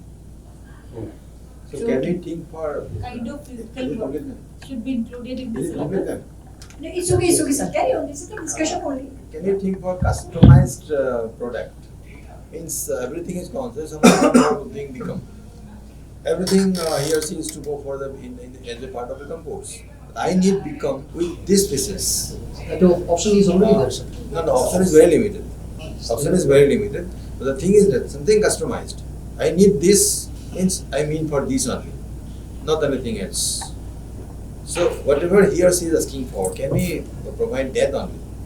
I'll circle back to your question, sir, but before ma'am was saying something. Actually, what madam said, what I feel, the kind of physical works we need to include in our syllabus, or we encourage our students.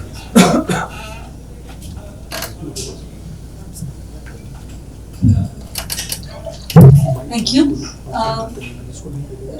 I think we should encourage our students to learn physical work like cooking, gardening, crafting. So this could be survival skills for them, and it could make, if it is included in the syllabus, it could be more interesting. They learn to work with their hands, because nowadays students are very they are too much into machines or technology. So by this, including such kind of courses or activities in the syllabus can help them to learn to balance their life with technology. So that's what I feel. So I think some of the great points which have been discussed over here, and especially when we talk about the interdisciplinary studies, right? First thing which has been talked about from this particular table is what are they studying? What is that relevant even or not? And the answer is no. Most of the things are actually no. As an industry, I don't care whether the person who is in my office knows the formula of the standard deviation or not. What I care about, what he does with that piece of the information, because the MS Excel is going to do it for me. Yes. For my rest of the life. Just simple example, right?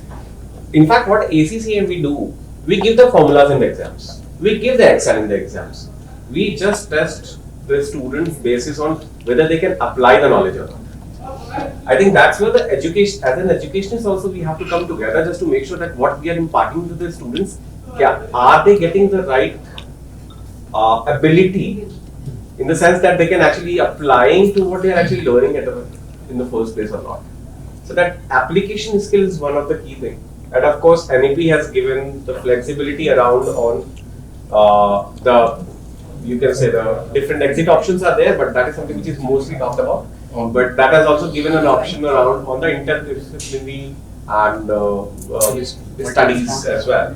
So if I'm a commerce student, I want to probably learn a couple of things around on the physics as well. That's something which I will do.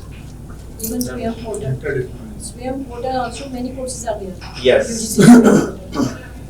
But there is another question which is very important around on the student's temperament. I think that is something which you miss out sometimes. Yes. And there is a generation gap. And it is not about the one generation, rather it could be 2 generations or the 3 generation gap. Especially in Northeast India, that point is very relevant.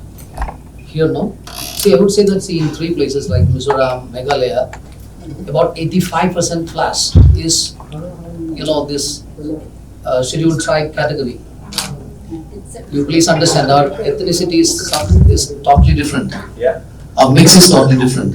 85%, 3 states totally have that reserved population. We need to understand them first. Correct. But they are good in English. The language is perfectly okay. But they are first generation, second generation learners. The parents do not have much of an idea. Correct. Right? See, what these people are understanding has a limitation. They are new to the world of so-called technology and other. So to bring them up to the level to absorb the developments in the world out there is a big challenge for us. I'm practically speaking by assessing the technical skills of these people. Right. Another thing is that, see, we have created a lot of blockades, right? Now, for example, for anything and everything for a professional course, there is a blockade called a professional examination. There is a national level examination. You are testing with mathematics, right? See, you talk about different disciplines and other, but the first thing is that you have to clear this. As somebody has very correctly said, to expose your domain knowledge, it is far away. Domain is much later. Domain is much later. It has to come first of all. So you are forced to learn mathematics or all the aptitude tests to crack this. In spite of that, so for example, I have a fascination to take, let's say for designing work, right, masters in designing something. Please check my design capability and take me. Don't put so many blockades. We can simplify such a type of selection process also to see that an interested candidate is absorbed in the right area. We are all there to see that. See, why do we? The education is basically to groom the child to take up what exactly that person wants, right? But our system is not at all conducive for that. We are putting lot many blockades, blocking. And ultimately, what is it? This person ends up doing something which is unrelated, irrelevant. So make it relevant, so a lot of systematic change is required in the process to absorb the right candidate at the right place. The objective is this. Eventually, you will find that somebody good with this type of programs, they want to do it because they are aware. And with respect to the awareness, it's pathetic out here. I would say that. I will very, very pathetic. No many people, even the faculty members, are not aware of what ACCA is all about.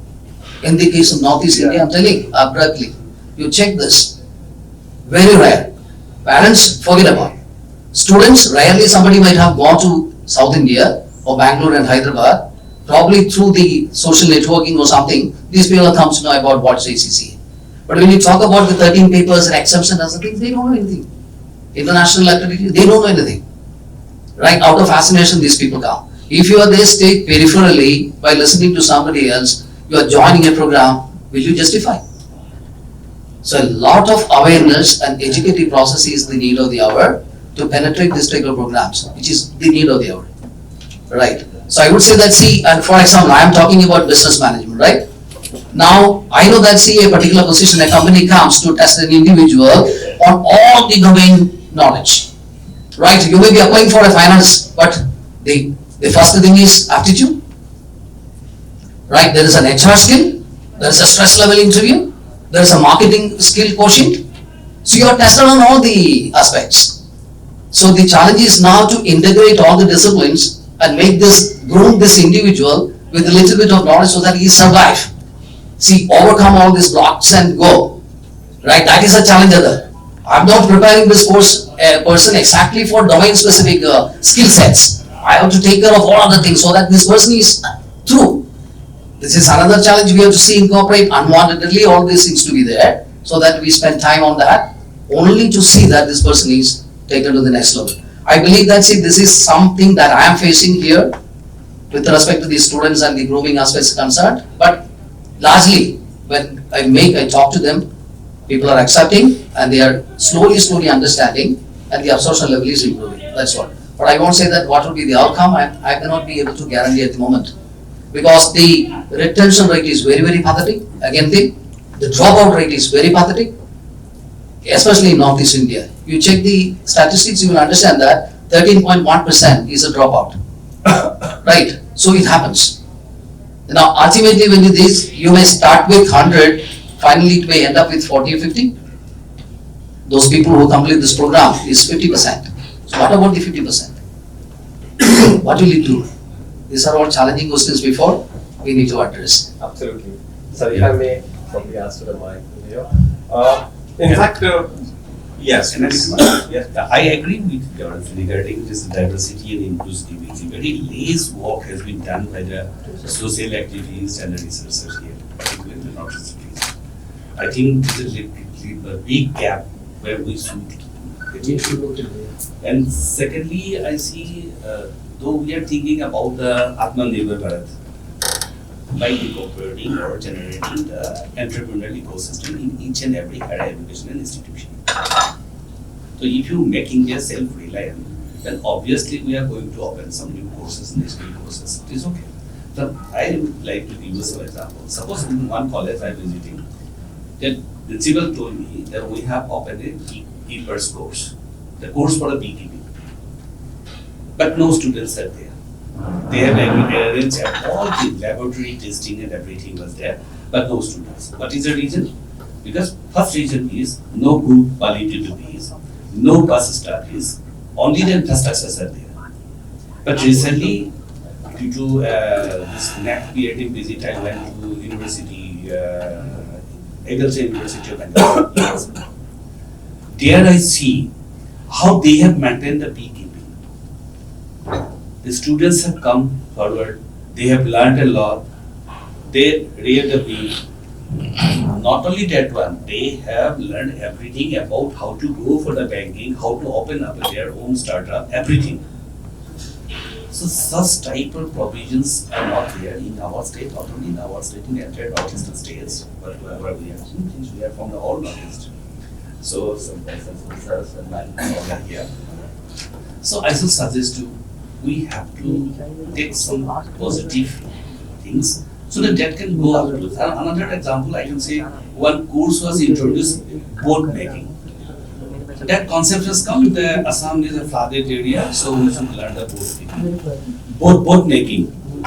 But when the students are coming to the my pieces told us to go for taking a course, a certificate course in boat making, and his or her father told, "Kya zarurat hai? Ghar mein to both hai, we are here. I know more than your pieces." So such type of motivation is very required, I see, particularly for the students. Then only we will able to success. Sir, I think both of you have actually talked about the diversity and inclusivity, right? If I can talk about the ACCA for 30 seconds. ACCA is Inclusivity Initiative. We are the first body in the world to have the first female member coming in the finance and accounting in 1909. We are the first body in the world to have the first female president in any professional body in the world in 1946. First body to have the first female president, president, CEO and the first member who are the female has come from ACCA. No other professional body has done that ever. And that's about the inclusivity. I mean, that's what we formally believe around. But when we talk about all of these things, and particularly about the diversity, which is very important, so you have been quiet, so I'll probably put you on the spot over here, is around on the societal prejudice. I put my example over here. I did MBA from the same college from where my neighbor actually did that. Because he is a good student, so was I, honestly. But he did that, he took admission in that school, so did I do that. Isn't that kind of the societal prejudice which is also stopping somewhere and being probably a roadblock for a better understanding on what are the new options or probably new skills which I have to develop around? Sir, I'll set it back. I want to raise one more burning issue. Yes, sir. For Shillong. Okay. Student, when we are going to start any kind of new courses, like when 2014 we studied BBA with the hospitality, travel and tourism. Student in Shillong, they know only one job, that is the government job. Apart from government job, they don't know anything. If we ask them to what what kind of professional courses you are asking us to start. Students are not at all interested. We started hospital management, no student has taken admission because they are telling if we do BBA in hospital management, the government is not going to give us any job. They know only about the government job. That's the reason finally MIT and I went to the Meghalaya Public Service Commissionerate. I've taken the syllabus from them. I incorporated their syllabus, MPSC syllabus, into our syllabus. Whatever BA courses we were having, BA in English, BA in economics, we incorporated each and every subject in our syllabus so that we can tell our students that after completing your graduation, you can appear for MPSC examination. UPSC is little above. MPSC examination you can appear. So government job, they are looking only to the government job. We have to, I request that ACCA as well as that ArdorComm media also to do this kind of roundtable discussion in Shillong. Because 13% said which was telling 13% student dropout in our 10th board exam only because of the maths. They are having severe psycho and fear about math. If they are having that fear for math, how they will go for the ACCA exam? We have to tell our student, in fact to the faculty members also, to the good universities as well as to the college, like college from 1925, St. Edmund's College, Antony College, to their principal, to their dean and HODs, that fear psychosis which you have about math should not be there. If you have that, it is going to your student only. So we have to, somehow we have to break the wall. Thank you, sir. Let me add one I'll point. circle back to you, but before I have to go to the ma'am. Ma'am, you were saying something. So what I was saying was, sir was talking about self-learning. I think it's easier said than done in our case. Because originally we were actually a rural university. Of course, of late we do have some people from there who have joined the university. We have started different kinds of courses, also being recognized as a multidisciplinary education and research university and so on and so forth. But the mentality of the students, when you ask them for self-learning, even if you give application-based assignments, they will later on complain that the syllabus was not complete. That is one blockage that we face every now and then. In spite of that, we are trying hard to make this OB thing, outcome-based education thing happen. Conversion of OB from paper to practice, and we are incorporating formative assessments. But then I think we need a lot more to do because the mentalities have to change first of all. And as Sir has said, there are phobias when it comes to certain subjects. So that creates a lot of blockage, even for our university. Thank you, ma'am. So, this page, in continuation of what Sir said, if you look at the enrollment ratio here, not enrollment, we can see that in engineering, we had a recent meeting. 4 to 6% maximum in engineering enrollments across Northeast India. 3%, 4%, 6%, 2% like that. 94 to 96% enrollment in non-technical programs. That is the culture here in Northeast India. So how many people are actually, that's why you can see, look at the statistics. Almost all the engineering colleges have bare minimum number of students enrolled. See, we talk about a lot of technology and machine learning, IoTs, but what is the status out here? How many percentage? What percentage of students are actually attracted to the engineering or STEM education? But that, if I may add, yes. See, you have to see traditionally Northeast has X number of jobs, X number of industries. So students map their career with what they have seen. Engineering doesn't exist in Northeast, like IT doesn't exist. If today Bangalore doesn't have one IT company, even in South India there would practically no place for IT. So what they have seen is what they have been picking up the last 10 to 20 years. What I want to say something which has nothing to do with skills are very important. You know what is most important, especially what we have seen? Intent. You ask 5 questions to every student in the first day of the first semester. Why you are studying what you are studying? What is the kind of job you want to do? Where do you want to do the job? We'll be shocked with the results. We've been trying it. It doesn't match. So the answer I'm sure is quite consistent, which is I don't know. No, they know. They know. They know. What I mean to say, I'll give you a very rough example. Brilliant student from Manipur, I want to do equity research, right? Where do you want to work? Info. Is there any company doing finance or equity research in Info? No. So what will you do? I'll go back and do a government job for 35,000. I don't care. This is a better example. I'll give you a worse example. My example is only covering 50 to 60% of the students. 50% students have a weird career graph. I think somewhere we as a university for the last 6 months only have gone 10 steps back. We've started career counseling students to tell you this course is not eligible. What will be the ideal state? You want to study mechanical engineering, great. First week of mechanical engineering, I want you to stay in a shop floor. Because when we send our students for internship, they say, sir, this is not the environment where we want to work. A proper automobile ancillary company, good Japanese company. They say, sir, it's too hot. This is not the environment we want to work. But you cannot say that in the last sem of mechanical engineering. So what I mean to say, there is a lot of mismatch. Students are aware. They are very confused. Because of the information, misinformation they are thrown at today, they have only the utopian view of the career, they don't have the realistic view of the career. So to ideally meet 90% of the problem, we have to start at the first day of the first sem that this is what we will do, do you want to do or you want to go back. Thus the mapping in Northeast is very clear. We know that 10 years what industries are mapping. Have we mapped? Many of us have mapped. But again there are a lot of mismatches.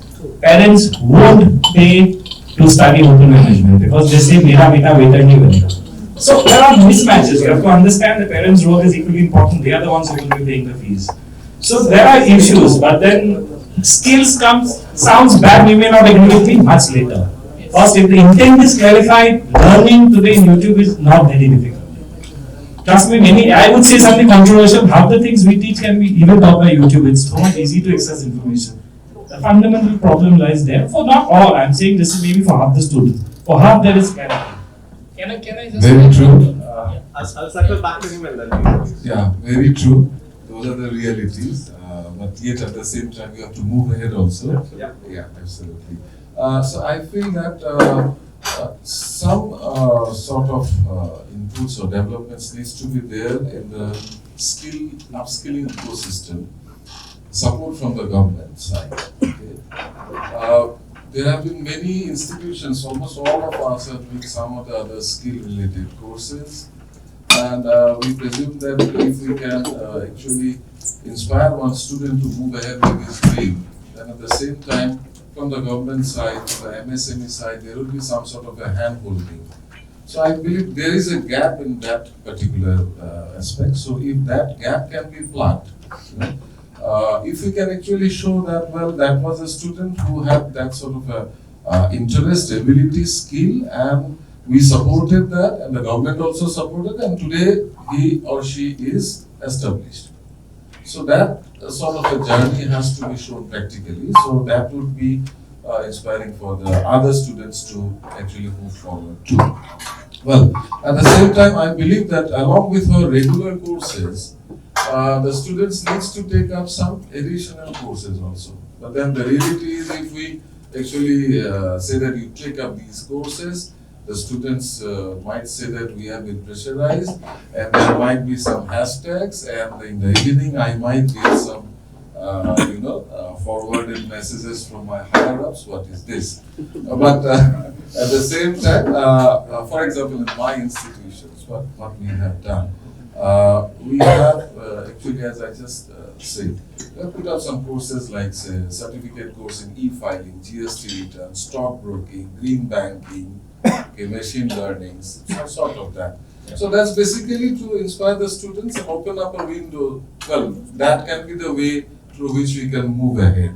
So those are some of the things which we are doing, and I believe that if we can have a good symbiotic relationship with industry or even universities, many of them are coming to our institutions almost every other day. So if we can have a really good synergetic relation, then probably we can move ahead. That's my take. Thank you, sir. Yeah, actually, I am just connecting some dots which have been already spoken by previous speakers. Like, we as a Northeast, my opinion may be different. We as a Northeast, we cannot say that we are not having the challenge, because I'm just giving one very live example. when we had started in our university, the engineering college, like branches 2008, 9, 10. At time there was 2-3 branches of electronics and communication. And there was enrollment, there was demand, and like slowly declined. So depending on that, like requirements, the demand of that particular. So there are actually talents in Northeast. Talents are there. Yeah. Another point is like we are saying that students are having this problem. So you already know the problem. Now what is the solution? In our university, just one example I am giving. We ask the students to make a roadmap. Like sir has said, no, in the first day itself you must ask 5 questions. Accordingly, we must do some short analysis. Classify the students who are actually inclined towards higher study, we are inclined towards job, who are having the financial constraints, because we as a Northeast we are also having financial constraints. So we cannot have like force every student that you must do this course, that course. Because I have given the example. ACCA, we are the first university we had the MOU in 2016 when 16 students have enrolled. So those things are there. So my opinion is that we may have some strategy, not only pointing out only the problems, but also to find out a way to solution, so have a solution for those problems. That's it. Thank you. Sir. हंगामा खड़ा करना मेरी फितरत नहीं है। ये सूरत बदलनी चाहिए। मेरे सीने में ना सही, तेरे सीने में सही, आग कहीं तो लगनी चाहिए। First of all, Northeast, we can't neglect the Northeast from entire world, or we can say India. Blaming student is very easy. We are here to identify the solution. So, one solution is that creating the awareness that I said, socialization and globalization. Use the technology for that. Use your YouTube, what other states, what other students are doing. What are the opportunities, how world is changing. Forensic accounting. Very few of experts know about the forensic accounting. I am vice chancellor, I also don't know. One of the seminar I heard about that. So how we can expect from student that he should know about the forensic accounting and the opportunities in that accounting. So the start should be from the awareness. Awareness will be created with joint hand, industry and institutions. See, nothing is done. Change is going on. North is also changing. 10 साल पहले का North देखो, आज का देखो. You will come to know how it is changing. Changing due to the academicians, due to the corporates and work. But the speed of change is quite less as compared to other states. So, please suggest some solutions. So I would request ArdorComm to, in the future such type of programs, please invite industrialists and corporates also. Along with the academics. This is not, we are all talking on the same line, right? So there is nothing much to, because actually we have to address this to the corporates and they should join hands with us, right? They should be willing. There are concerns with internships. So they should listen to us. Please come. Circle back to that. Please do that. No, I usually disagree with such type of words and industry at feelings. Because from my experience, I'm always storyteller. See, I have been associated with the Oil India Limited since 2001. And if you go to my laboratory and you see, it is already mentioned, is the oil sponsored. First, my duty, my priority to the industry people, because they are paying with the money, we are paying with the books. Books are easily available everywhere, from library to the bookstores. Money is not at all easily available either in your finance officer's house or office, than the bank. So they are very serious about the handling of the money. So we must convince them, those people, then I would able to do these things. Obviously, they will come. Because my experience of last 2 years as a HRDC director here in Guwahati University, each and every course, two of my colleagues are here, Madam also is here, we always invite an industry group, and they are very positive. Like the government of India suggested us go for such type of NEP moderation and incorporation of courses, and such type of, according to their opinion, such type of request from the ministry side, from the PMO's office also, go with your CSR amount as much as possible to near the educational institutions. So they are readily agree to give you. Only thing, you have to convince those people. Because probably the Tribhuvan University who are there, you are getting good funds from the petroleum industries. But here, from PRPL, no. But we are regularly motivating, we are regularly giving the students. So you see, because of that, recently I have been awarded this Excellence in Industry Academia Collaboration Award. Last only few months back. So that's why I do not say the industry people are not away from us. They are with us.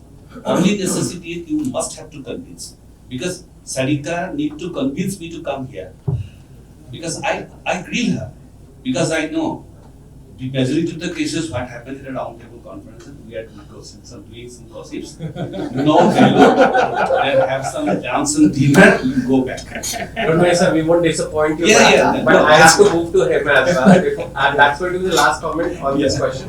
Because I've got two very interesting and the burning questions after that. Yeah, everybody has mentioned the potentiality of Northeast. Sagar sir rightly has said that Northeast has a tremendous potentiality in different fields. One such field is your tourism.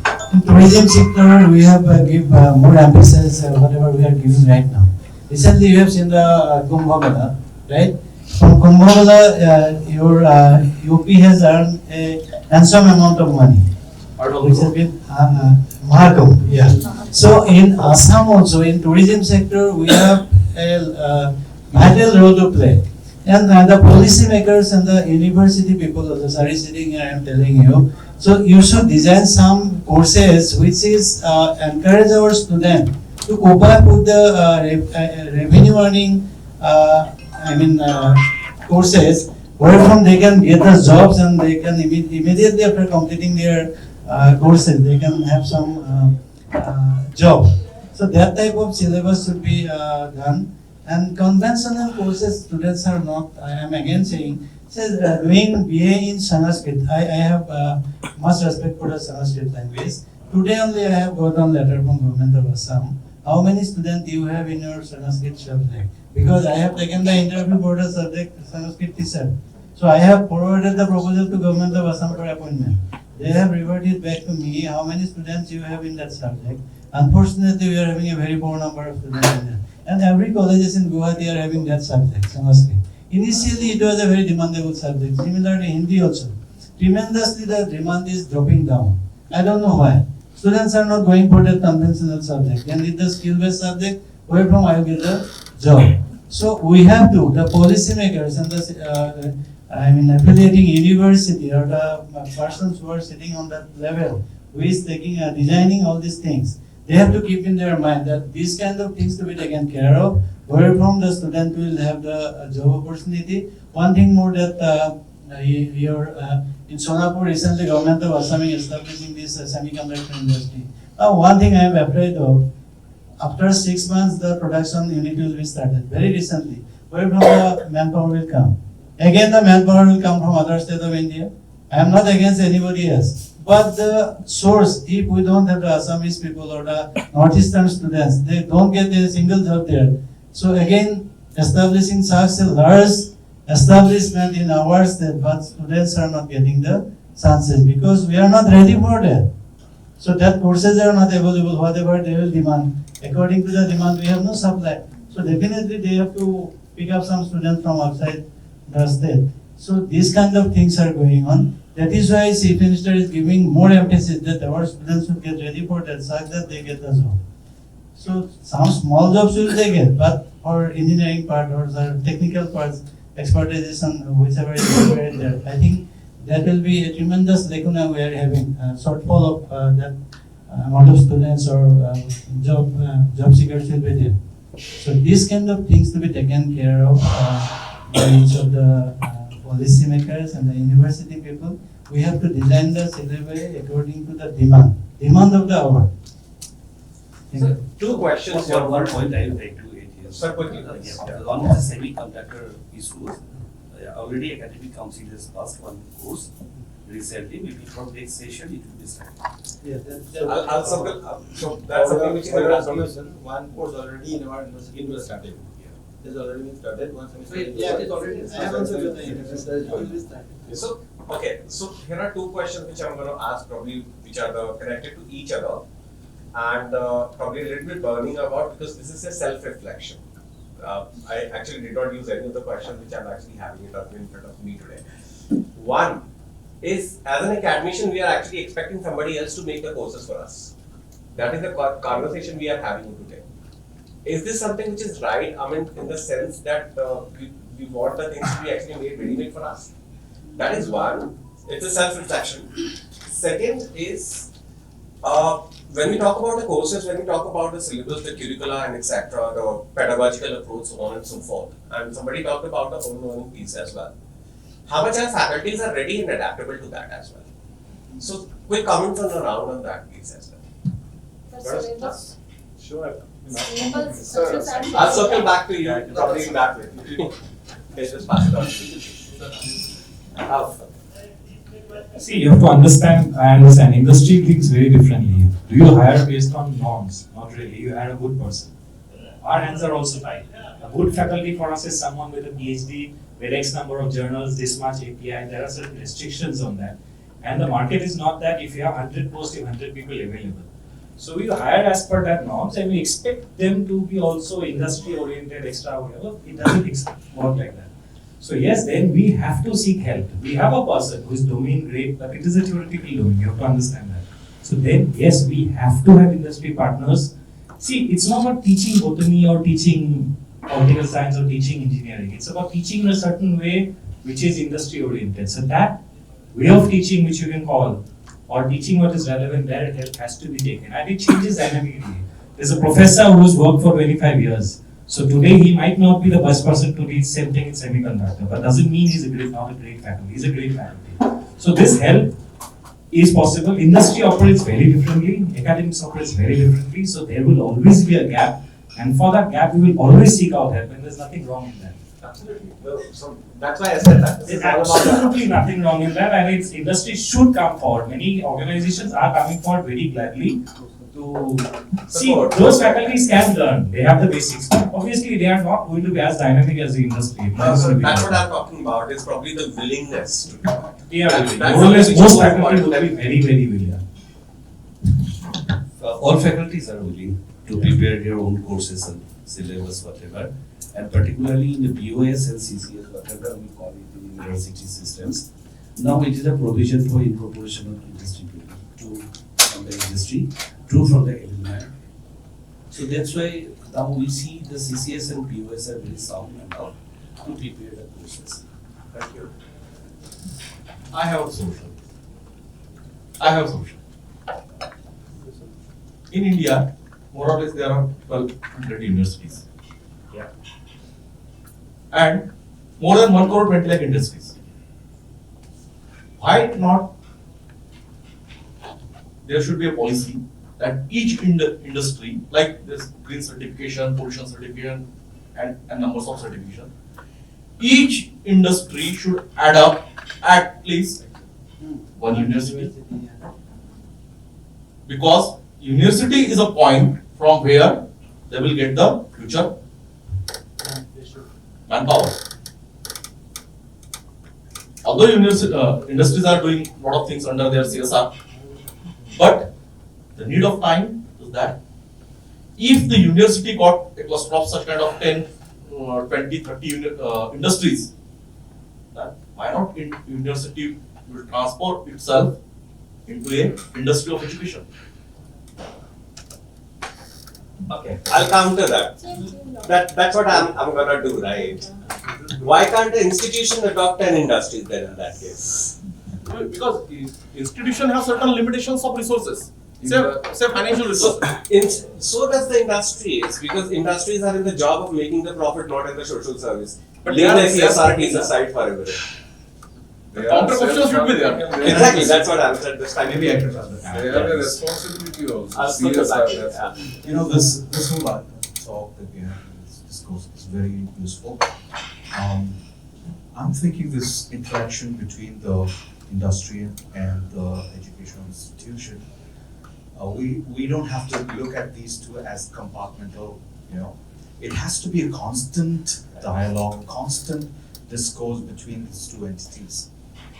In fact, the UGC regulation, NEP also encourages that, you know, a constant interaction with the industry and the HEI. In fact, we are encouraged to adopt villages, right? And at least 10 villages for every university and see how we can contribute to the community. So I like to, I'm asking myself, who informs who, right? We have been good at disseminating knowledge, but we are not actually up there in creating knowledge. How do we do that? Through research, publications, and we inform the industry, right? There has to be a two-way process in this. So I think largely our educational institutions have come down to just lecture-based, and we are more comfortable doing that. But going out of our comfort zone, I think we must encourage our students to be knowledge creators rather than, you know, just giving out the knowledge, and make them more employable in sense of creating jobs rather than just seeking for jobs. I think that's where we can make the big difference. That's my take on this. I think just to add to that before I circle back to you, so I think the teachers are actually becoming more the facilitators now. Yes. So that's how the role is actually evolving for the teacher. So what do you think? Okay, I do agree that teachers are willing to redesign, change the syllabus. But very importantly, as earlier we have come up with that, landed at the point, how many are really informed that is to be included in the syllabus? That is going to be required by the universities. So in that proposition, if we can make some compulsory that we are at some autonomous university, we can make that the compulsory 6-month internship to the teachers also. When we are going to, so they can understand that what really we have to include in the syllabus. Another thing is that yes, we are product development side for the industry. So whatever we are developing in that our campus, if it is not employable, so that the credits come to us. So rather than we have to, industry come to us, rather we have to move to the industry. This is it. So for that purpose, if we go to the industry and try to understand what really that small problem they are facing, and we try to build the relation with them. And with that one of the pamphlet, this expertise we are carrying pertaining to our campus, and related to this expertise, if any kind of the problem you are facing, and we can solve it. We can take that the real life problem project to our student along with the faculty. So relation is see that sir, maybe the by force we are here, but someone has put that efforts, right? That's why each one of us here. So similarly, we have to initiate the kind of things, and both are that they are also having some many challenges related to finance, related to the time, related to the many other resources. We are also having that, but we have to then take the charge to go to them and try to understand, and day by day, this relationship is going to be strengthened if we are able to solve their problems. And I can give you that small example. I don't want to mention the name of the industry. All the institutions are facing the placement related challenges. So I decided that time that I went to that one of the particular industry I asked that, what you require in that the graduates? I can design that, just to promise that 4, 5, and they are the recruiter of that around the 50 employer per year. I said that just 2, 3. I'm not making you that, but what you require, just accordingly, only for you, I'm going to redesign the part of server. So it may work, because I have the experience that better outcome. But obviously here that as that earlier said that our students, if they are not willing to go to that, and here in Assam, the very limited number of industries, and the students are not going to the other part, and we are dealing with the 300 students, 500 students in one discipline to make employ each and everyone it is dealing in that. But however, we try to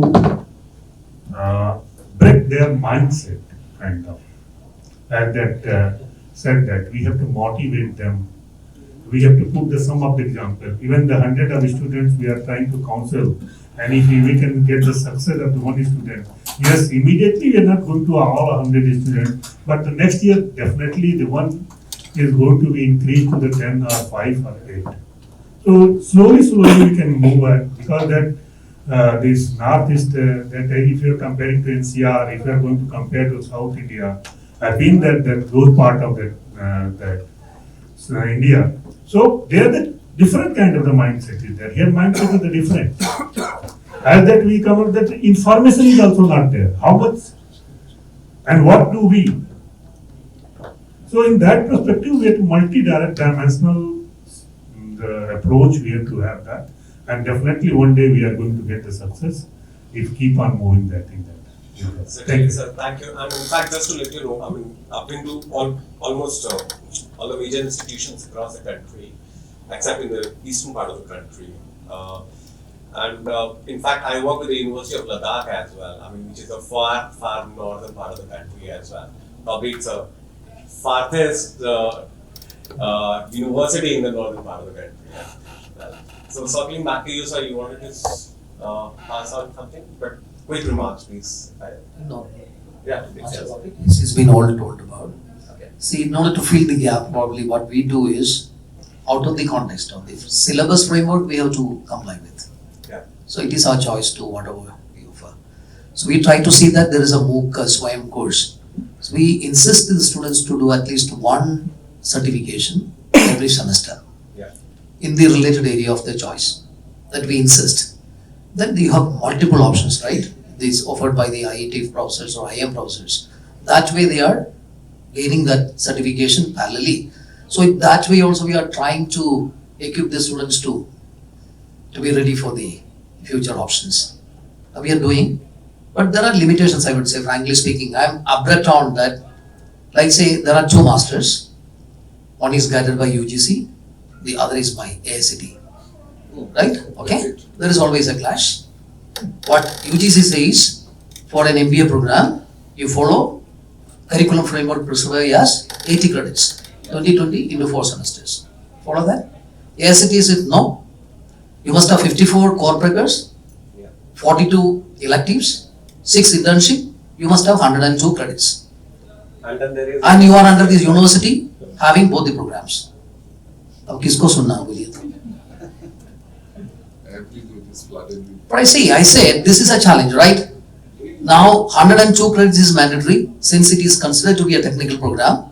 So if that particular gentleman or the student does this and goes out, and probably in the future that person wants to do a PhD program, and since it is a technical program, definitely somebody will ask that you must have 102 credits. But you have out of a UGC curriculum which is recognized by all world, this is I have only 80 credits. Where will I stand? This is some of the things that we need to address. These are some technical issues which are creating some type of a block right in front of us. The how we manage with is a different issue, but these are some of the problems that we face. Like we should have autonomy, give the freedom to decide upon, based on our students, what is the right thing for us.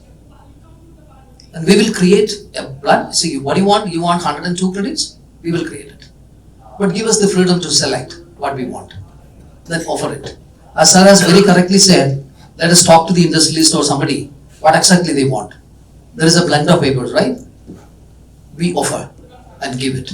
I would say when it comes to nomenclature, we don't have any authority to change the nomenclature. You agree, no? You cannot. Otherwise, it is to be passed across board of governors, academic council, then sent to the UGC, wait for a long time, and then finally they may say yes or no. So you are proposing a new program, you are not allowed to run it. Agree? This is reality, right, sir? HRDC chairman. आप जानते हैं ना?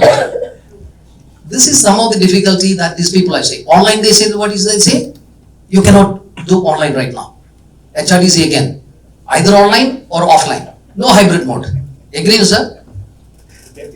So this is what, see, when you understand that there is a hybrid mode which is most relevant, you say that no, I won't allow. You either be online or residential. So you say you want all sort of progressive things to happen and you put blockades. Somebody should address these issues, open up all this, give us freedom to do whatever we want according to the industry. We will prepare, hand over the students, they will be absorbed.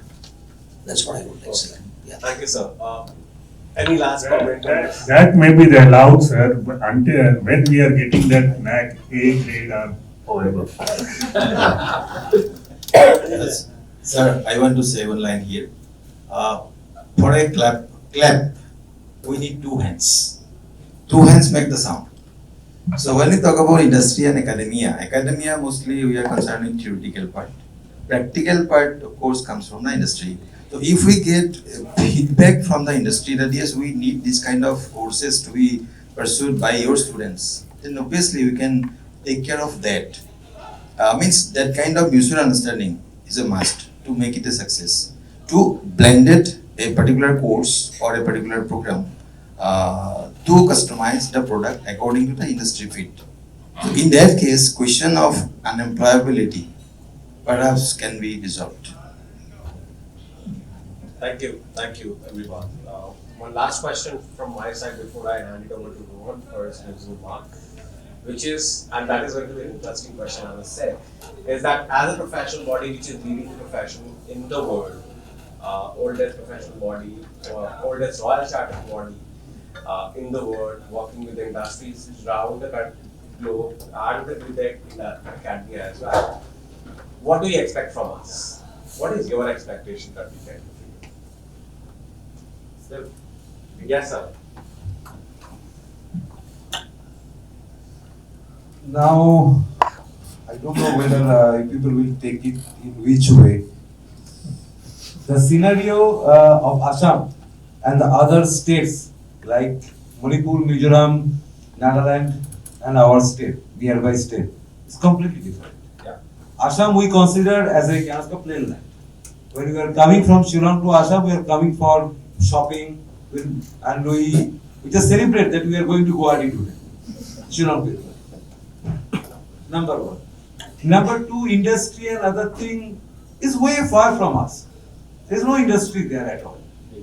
We already forgot about the industry placement and other thing for our students. Now, when I come to your question, what is our expectation, especially mine, from ACCA? My students, those who have taken admission in BBA, BBA Banking and Finance. After 1 year of completion, he or she is coming and telling me, sir, I am not able to continue the course because of the financial problem.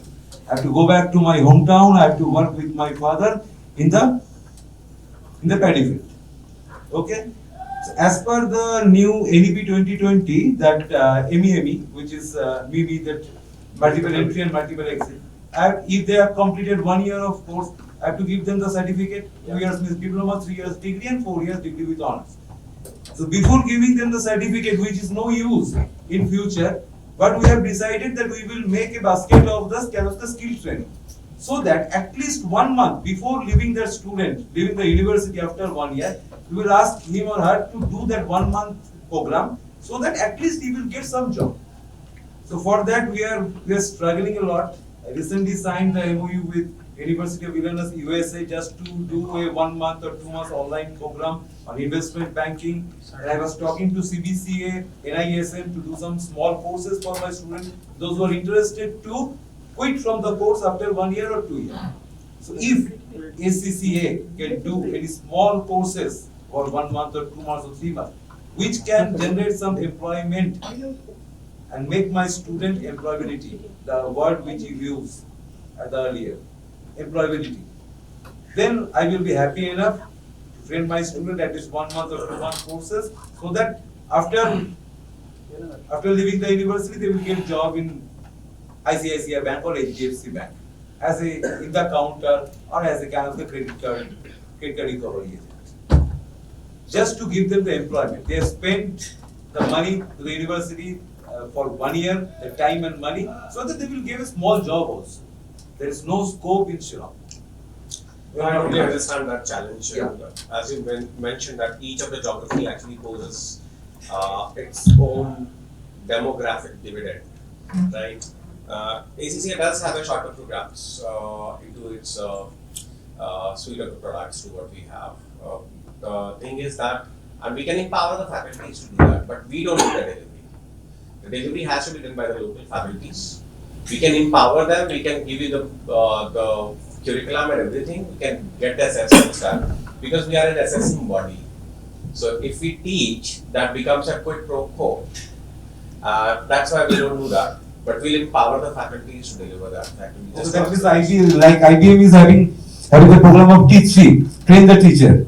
Same thing you are having, that you are going to train my teacher and they are going to teach in the class. Yes, but not exactly like what IBM does, because IBM is a conglomerate and ACCA is a professional body. So there is a difference. But you can say that what does the ICA do here? Okay. So that's the right comparison for us. Okay. But we do have that solution. Okay, thank you. Thank you. So.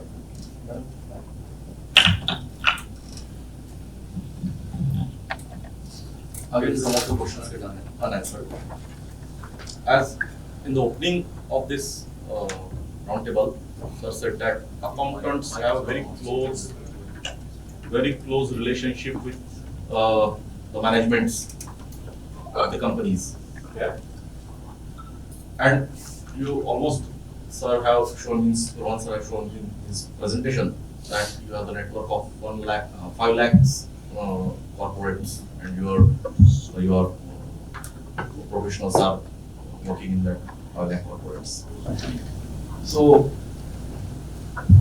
every geography has their own challenges. Why not we come together to solve a common problem of the students, of skills and that critical knowledge. Industry should come to establish their ventures in that particular area. You should suggest to the industry, like in Shillong. What are the challenges in Shillong? We know as academicians. What are the government, community, and that's also land. None of the university have the land and own building. This is the challenge. The land is owned by the tribe, and it is untransferable. But we are there to solve the industry challenge, to acquire the land. Just like MIT, they acquire the land. Then we will come to the skills of the students. In Pune, 40 years back, अगर आप जाओगे, you will identify that Pune is known for the culture, literature. Now Pune is known for the IT. Why? First industries come, then colleges come, and then students come, and it will flourish. So industry, whenever the industry, according to the geographic challenge, like in Meghalaya, coal mining industry should be there. Standardization of that industry is required. So industry like those who are working in the coal, mining and other minerals, they should come here. Then we will start such kind of courses along with the industry. As you have the contacts with the corporates, multinational industries, So this is my one of the suggestion. You can please pass on this suggestion to your forum. We will give the opportunity. We will support you in any way if you are coming to our state. We will negotiate with the government because we are on the respected position and government listen to us. So we are welcoming you with good proposals. Certainly, sir. We do have certain forums within ACCA where we put industry, and because you raised that question, and that's why I'm answering that as well, where we put the industry and the academia together. So if we are 15-20 people sitting over here from the academic fraternity, we'll have another 15-20 coming from the industry as well. That it will be a little bit heated discussion sometime, but yes, we do have that forum as well. So happy to support with that, please. Too. Absolutely. If you could help us in establishing linkage, industry, institutional linkages, you as a mediator, then this program can be easily run and these industries will absorb the students. We are the facilitators. Or you open up the different avenues. So you can act like the linking pin between us, right? Industry and us. We do that. In between. Yeah, that would be a great thing that you can do. You be the bridge between us and That's what the professional bodies do. Yeah. Yes, ma'am. So when we were putting forth the challenges, I don't think that any of us meant to be pessimistic that we are not doing. I think we are taking all that the necessary steps, like including industry people in the board of studies and so on and so forth. We have our centrally done MOUs as well as at the departmental levels. We do have all of that. But what is happening is that our students, and there are ample natural resources, there are ample opportunities to build up on in the Northeast. And there are students from in our place from across the Brahmaputra, Dhemaji, Lakhimpur and that area. They are into agriculture, trying to build up on tourism, agri-tourism, which is a coming up industry. They are trying to build up on water hyacinth projects, but then they do not have the idea as to how to build a project. And I think our pure discipline courses are not enough to do that. So as the sirs, they have mentioned, I think we want a linkage built up and you to take up some kind of an initiative so that looking into the local opportunities which are there, if you can, help us with maybe mediating with the sectors or also, offering courses. So that would help. I'll circle back to that response in a minute, but before that, somebody wanted to speak something. I thought that now it is working. Yeah. Ma'am, absolutely right. We are saying that we have to connect with the industry. As you raised the question related to water hyacinth, how to make the project. We have to do that, connect with that, our partner universities, our partner institution, nearby institutions. They may be having that knowledge, how to prepare the things. So, in segment we are working. We join the hands, and if the common problem or each other problem, complementary kind of that attitude or attitude we are going to have that. Many problems you can solve here itself. I think that's a wonderful suggestion coming from you, sir. And a lot of issues to what we have talked about, a lot of institutions across the country have actually cracked that solution to that. So there is another thing which we do. We actually create the forums where the institutions from across the country can actually connect with each other. We do have those specific roundtables, the conferences, large-scale conferences which ACCA hosts. The cross-learning or probably the learning from the best practices does happen. We do that. So we'll invite, extend the invitation next time whenever we are doing that. We are planning for such across the country in the month of June as well.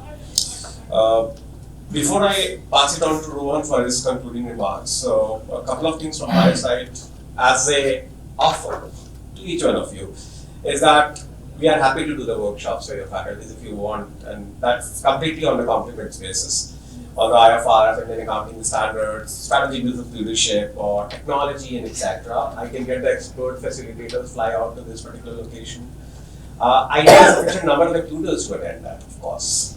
I mean, I can't fly out a tutor for one faculty or two faculties to be that, but if there are sufficient number of tutors, I can always do that. And we do that across the country. You have a minimum number? We look for at least 30, 40 tutors. No, we can have a collective thing, no? Yeah. See, Yeah, we can do that. Absolutely. Exactly.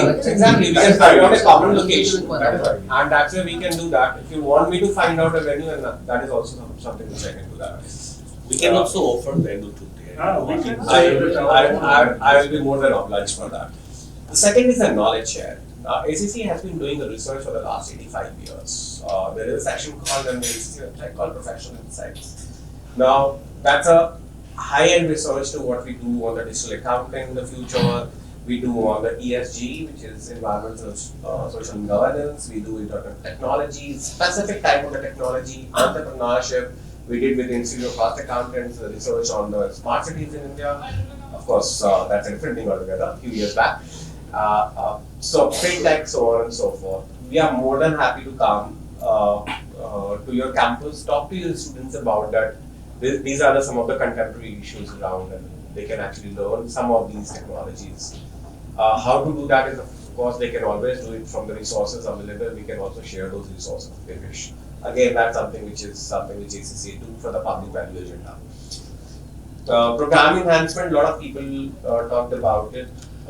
Feel free to reach out to us if you are looking out to upgrade your curriculum. You have the flexibility to upgrade the curriculum within the regulatory framework. Some of the institutions here have already done that. We already work with variety of institutions across the country. As I mentioned, I work with the University of Ladakh, I work with Loyola also. I work with SRCC, I work with Christ, I work with IIM Mumbai. So you name any institution and we work with them. So, which university programs are you aligning with? Like BCom and BBA. We do it with MBAs as well, but MBAs are relatively shorter duration. If any one of you is interested in doing the large scale conferences, please feel free to reach out to us. We, again, as I said, we can always bring the expert facilitators who can actually contribute to the knowledge to that particular conference. So there are again variety of the themes to which we are doing. I've been at the Hindu a couple of days back, last week. We are doing one with SRCC, which is their economic conclave, which they do every year in the early April. We do it with several of them. So I'm more than happy to extend the resources. I'm more than happy to extend the support to my team, of course, which is led by Rohan. So feel free to ask. Unless you ask me, I will not be able to do that. Which one you will communicate in future if you want to do this kind of thing? We'll of course have a networking dinner after that, right? So we can always connect, and I'm happy to pass on my details, of course, to what you say. You give us the communication. Absolutely. You please make a list of all of us and then circulate. We do have the WhatsApp group, right? That's So fine. everybody That has group my will details as well. continue. That group will continue after the event. Yeah. Yeah, if that continues, it's fine. And that has Rohan's and my detail as well over there. So feel free to reach out to us. Just drop a text and we are text on it. That's it. Over to you, Rohan. Thank you. First of all, thank you everyone for being here this evening and giving us such thought-provoking statements, as I must say, and ideas. I think there is a lot of food for thought for everybody after this conference, but I would like to share some of our views that we have been able to collect while me and Prabhanshu are almost working with a professional body for almost a decade now, and some of the observations that we would like to share as a collective information.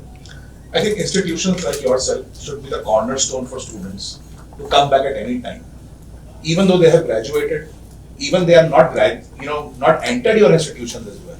They should be a cornerstone of information for every pupil and every student that is there in your region or in your market. Right? I think we are all talking about working with academia, working with industry. Right, that is the next step. But I think we should take a pause and look back a little and start working with secondary institutions as well, because that is where the idea of career starts. A student chooses his stream in the 11th standard or whatever you call it here, right? Some states call it PU, some states call it different. But I think we should take a pause and look back a little bit. We are approaching the industry, but do we have the capability? That's what we have to understand as well first, because the students are our capability. Having a large institution with multiple technological instruments and things is good, of course, that is required. But do we have that main capability of the student to go there? And I think we have to go back and work with those institutions as well who are preparing the students for your institutions. That's very, very important. Then the industry will come.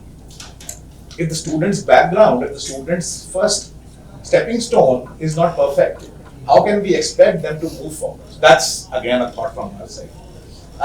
I think academia and industry connection is very important, and we at ACCA are more than happy to be that super connector.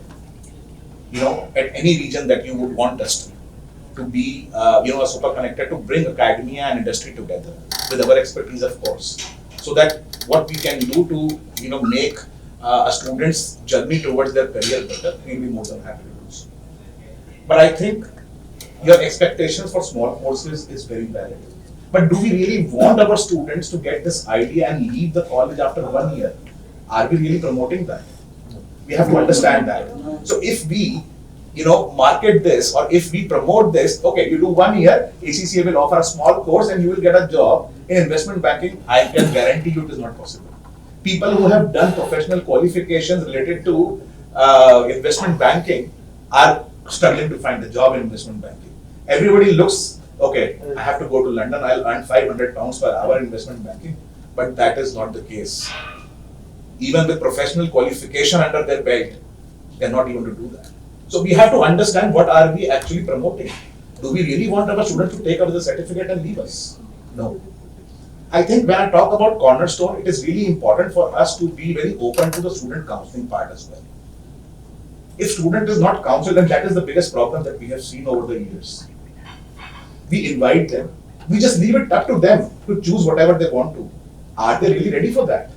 We have not worked with secondary institutions. We are not ready to counsel the students at our own level. And still, as sir also mentioned, a lot of you mentioned, it's very easy to blame the students. But the actual fact is, their brain has not developed to that extent that we should blame them. Right? So that is again food for thought for all of us. And I think NEP has been talked about since 2020 like nobody's business. We all talk about it. I can guarantee you 80% of the institutions in the country do not have an idea about it. Yes, exactly. We are not sure what are we going to achieve out of NEP and how do we implement that. And that is where the problem exists. Because we are not able to solve the problem that we have at hand, and we are just here to connect with academia and industry and talk to students about blaming them. So I think we need to also make sure that the internal processes are controlled within ourselves. We can go to industry, no problem. I can get people from anywhere, any conglomerate you can name to talk to you and come to your college and university. But would that solve the purpose really?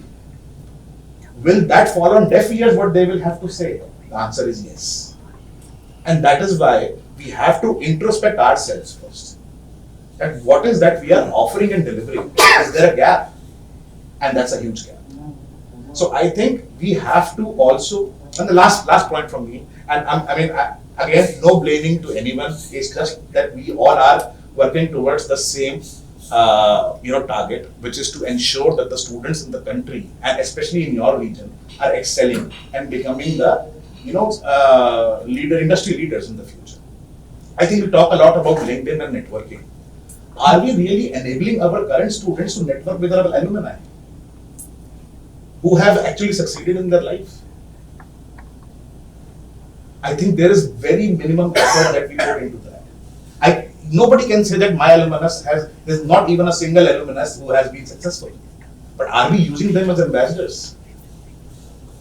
That is something that we should, I think, provoke our thoughts upon and leave the industry to professional body like us. We will support you in any way possible.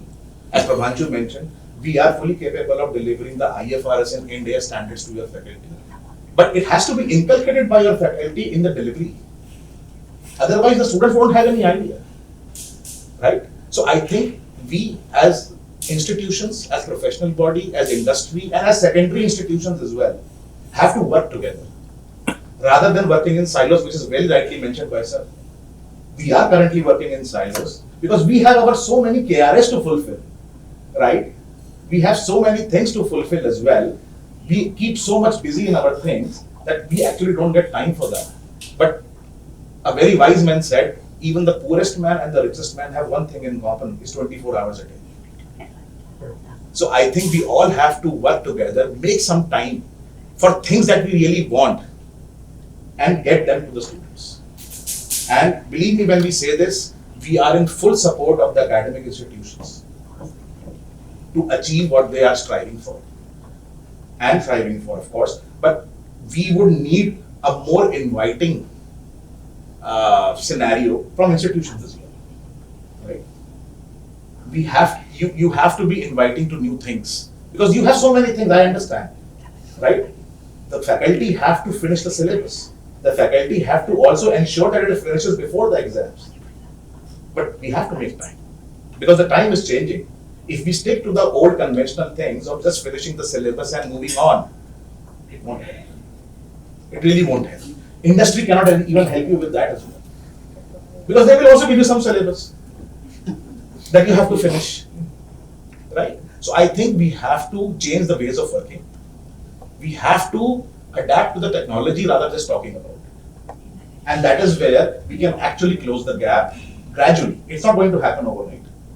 We are here to support. We are here to give you all the possible resources as well to ensure that you get the gap closed. But I think this conference has been illuminated by various thoughts which are very, very thought-provoking, as I said, and we are leaving ourselves with a lot of, I must say, a full buffet dinner of food for thought. And I think we should all work together. As I said, IFRS workshop, we would need all of your support to send your faculties and you also be there to motivate them, showing them that your leadership is here supporting this, so that they also take the full interest. And we are more than happy to collectively, impart all our expertise that we have. Once again, thank you all for coming here, giving your precious time to this conference, and trying to find out the exact cause. Maybe we could not, maybe we could, but at least we are trying, and that is what is important. Failure and success is secondary. Trial is something that is very important in life, and I think it is very imperative that we work towards it on a regular basis. So thank you again, all of you, for being here. Thank you, Prabhanshu, for moderating this session so wonderfully and giving everyone some time and space to share your thoughts. And again, ArdorComm for facilitating this whole conference. Thank you, everyone. Thank you.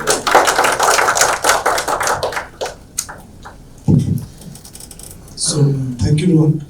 Thank you, Prabhanshu. In fact, it was such an engaging session. Before starting the session, I was a little curious, understanding the feedback which was coming from the educators. Believe me, out of 75 list which my team had, we were able to bring at least 20 of you. So, a round of applause for my team who is working at backend. Thanks to Sarika, who is not present today because she is engaged in another project. She was able to make numerous calls, numerous follow-ups. Thank you so much for bearing that and making this possible. This wouldn't have been possible without you all. This is a co-collaborated event, and we were really valuing and looking forward to this. And seeing this, I'm very proud to say that it has been a successful event for my organization. And this was the first step towards Northeast. In fact, it was an opening gateway for me also to this region of Bharat. And taking the feedback from most of you, I being a responsible media house, in such a short time, the way we are progressing and the way we are going ahead, we are very passionate for the work which we are doing. And so is my team. And I promise you that in my calendar year, for 2025-26, I'll be doing a much bigger, a much vibrant session, not only inviting the education leaders and the industry experts, I'll be inviting the policy makers and the people from government in this forum. to make this actual a PPP event. So we'll be having the representation not only from higher education, but my effort will also to bring the preschool and the school education, because they are the foundations of this education sector. And let me see if a few of the session could be moderated by students, in fact, because until unless they are the voice of our, the community or the industries which you are representing. If I can make my team execute this event single-handedly, why can't the students of our own premises can take that ownership from handling the audience, inviting them, doing a gesture of, most of you institutions say that you are into hospitality and this business. I would urge a request, whenever I plan for this event, I would be needing as a volunteer support from the students like you to have a practical exposure. The media house certificate will be for them. And it would be a kind of effort from our end, so that because we are a social entrepreneur, I'm not looking for a monetary benefit like that. My understanding and my aim is to bring the sectors who are having a challenges and the corporate house or the expert who have a solution to it. So we are just creating a platform to address both of them. And then where the government plays a role, like should we only discuss, or they also should come in, barge in, and to give us a support to this. This is, if you're lucky, so the government or the policy would be helping to assist, not only for the government institution, but also for the private players of the sectors who are doing wonderful job in the kind of segment. Because apart from IITs and IIM, there are a lot of institutions, because when I come to the region like this, I'm happy that I was able to manage an event, because Delhi, Bombay mein to is tarah ke kitne events hote hain. Why not to have this event in the remote region or even in this region, so that a like-minded discussions comes out of it. And this is my promise to you, that this as a draft will go to all the major lobbies of the government sector, so that they understand the kind of effort which you are putting in, and they should also support and assist in bringing more of the segment who we were not able to reach out to it. So with that, I am really honored and I'm truly blessed that this event is successful. This is the biggest gift which I can have on my birthday today. So this is the support coming from my parents, from the family, those who are helping us and saying that this is your day, not that is your day. So party happens every day. What better party than this? So bring some gift for all the arrangements are here. So from my end, the party is to you.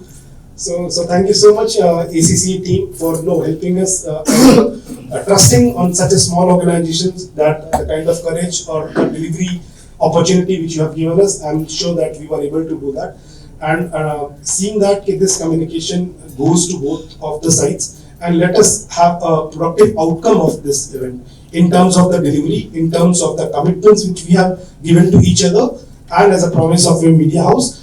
So to us, just I would like to throw a note that we are an open media house, and we are not, we should not be looked on the financial terms. My website, my social media handles are open for you on any good work, any good thesis, any good writings which you have, which your faculty or your students have been doing it. Please forward that press release without any mediator directly to us. And we ensure that all those press releases which is useful for the community to consume that, we'll be publishing that on our portal, and we'll be amplifying that through the social media handles, so that we are well connected to the education lobby over here. So your voice is my duty to reach out to the mainland of India. So that is, this is how we can go it. So let us go out from this hall to a wider audience in India. So through that thing, and we have been placing many of the press releases from all the smaller institution to a bigger institution. So any achievement, any awards, any accolades which you all have got, that any event or any alumni meet even if you have done, if you think that that is a success story to be shared, I have a huge space for that thing. The reading houses may not be having that, but I have a space to highlight that thing. And that space I'll be giving for you, free of course, not charging anything for that.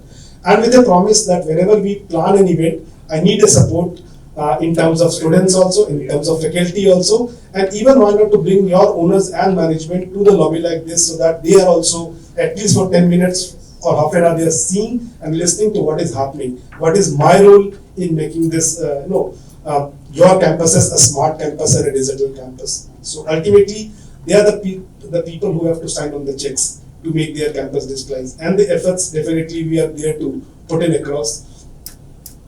So this was, I think, a mix of the audience where we have the academicians, the educators, the faculty, and even the HODs. And likewise, I'll be adding more value to this. As I said that I'll be bringing preschools, I'll be bringing schools, and more of the teachers' lobby, and plus the ministry and the people sitting in the government lobby of the different departments of education. That is how.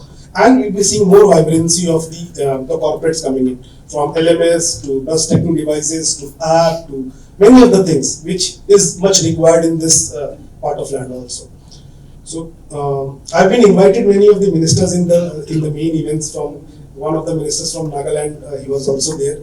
He has been very supportive in the kind of the events which you have been doing. They have been also inviting us to do an event in Nagaland, but let us see that how fruitful can we go ahead.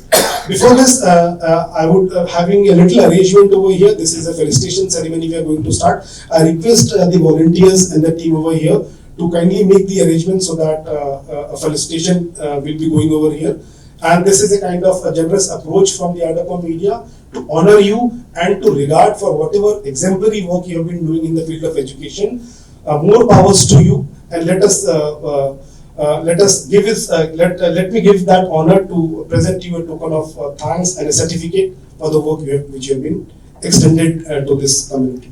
Thank you so much. A huge round of applause for yourself.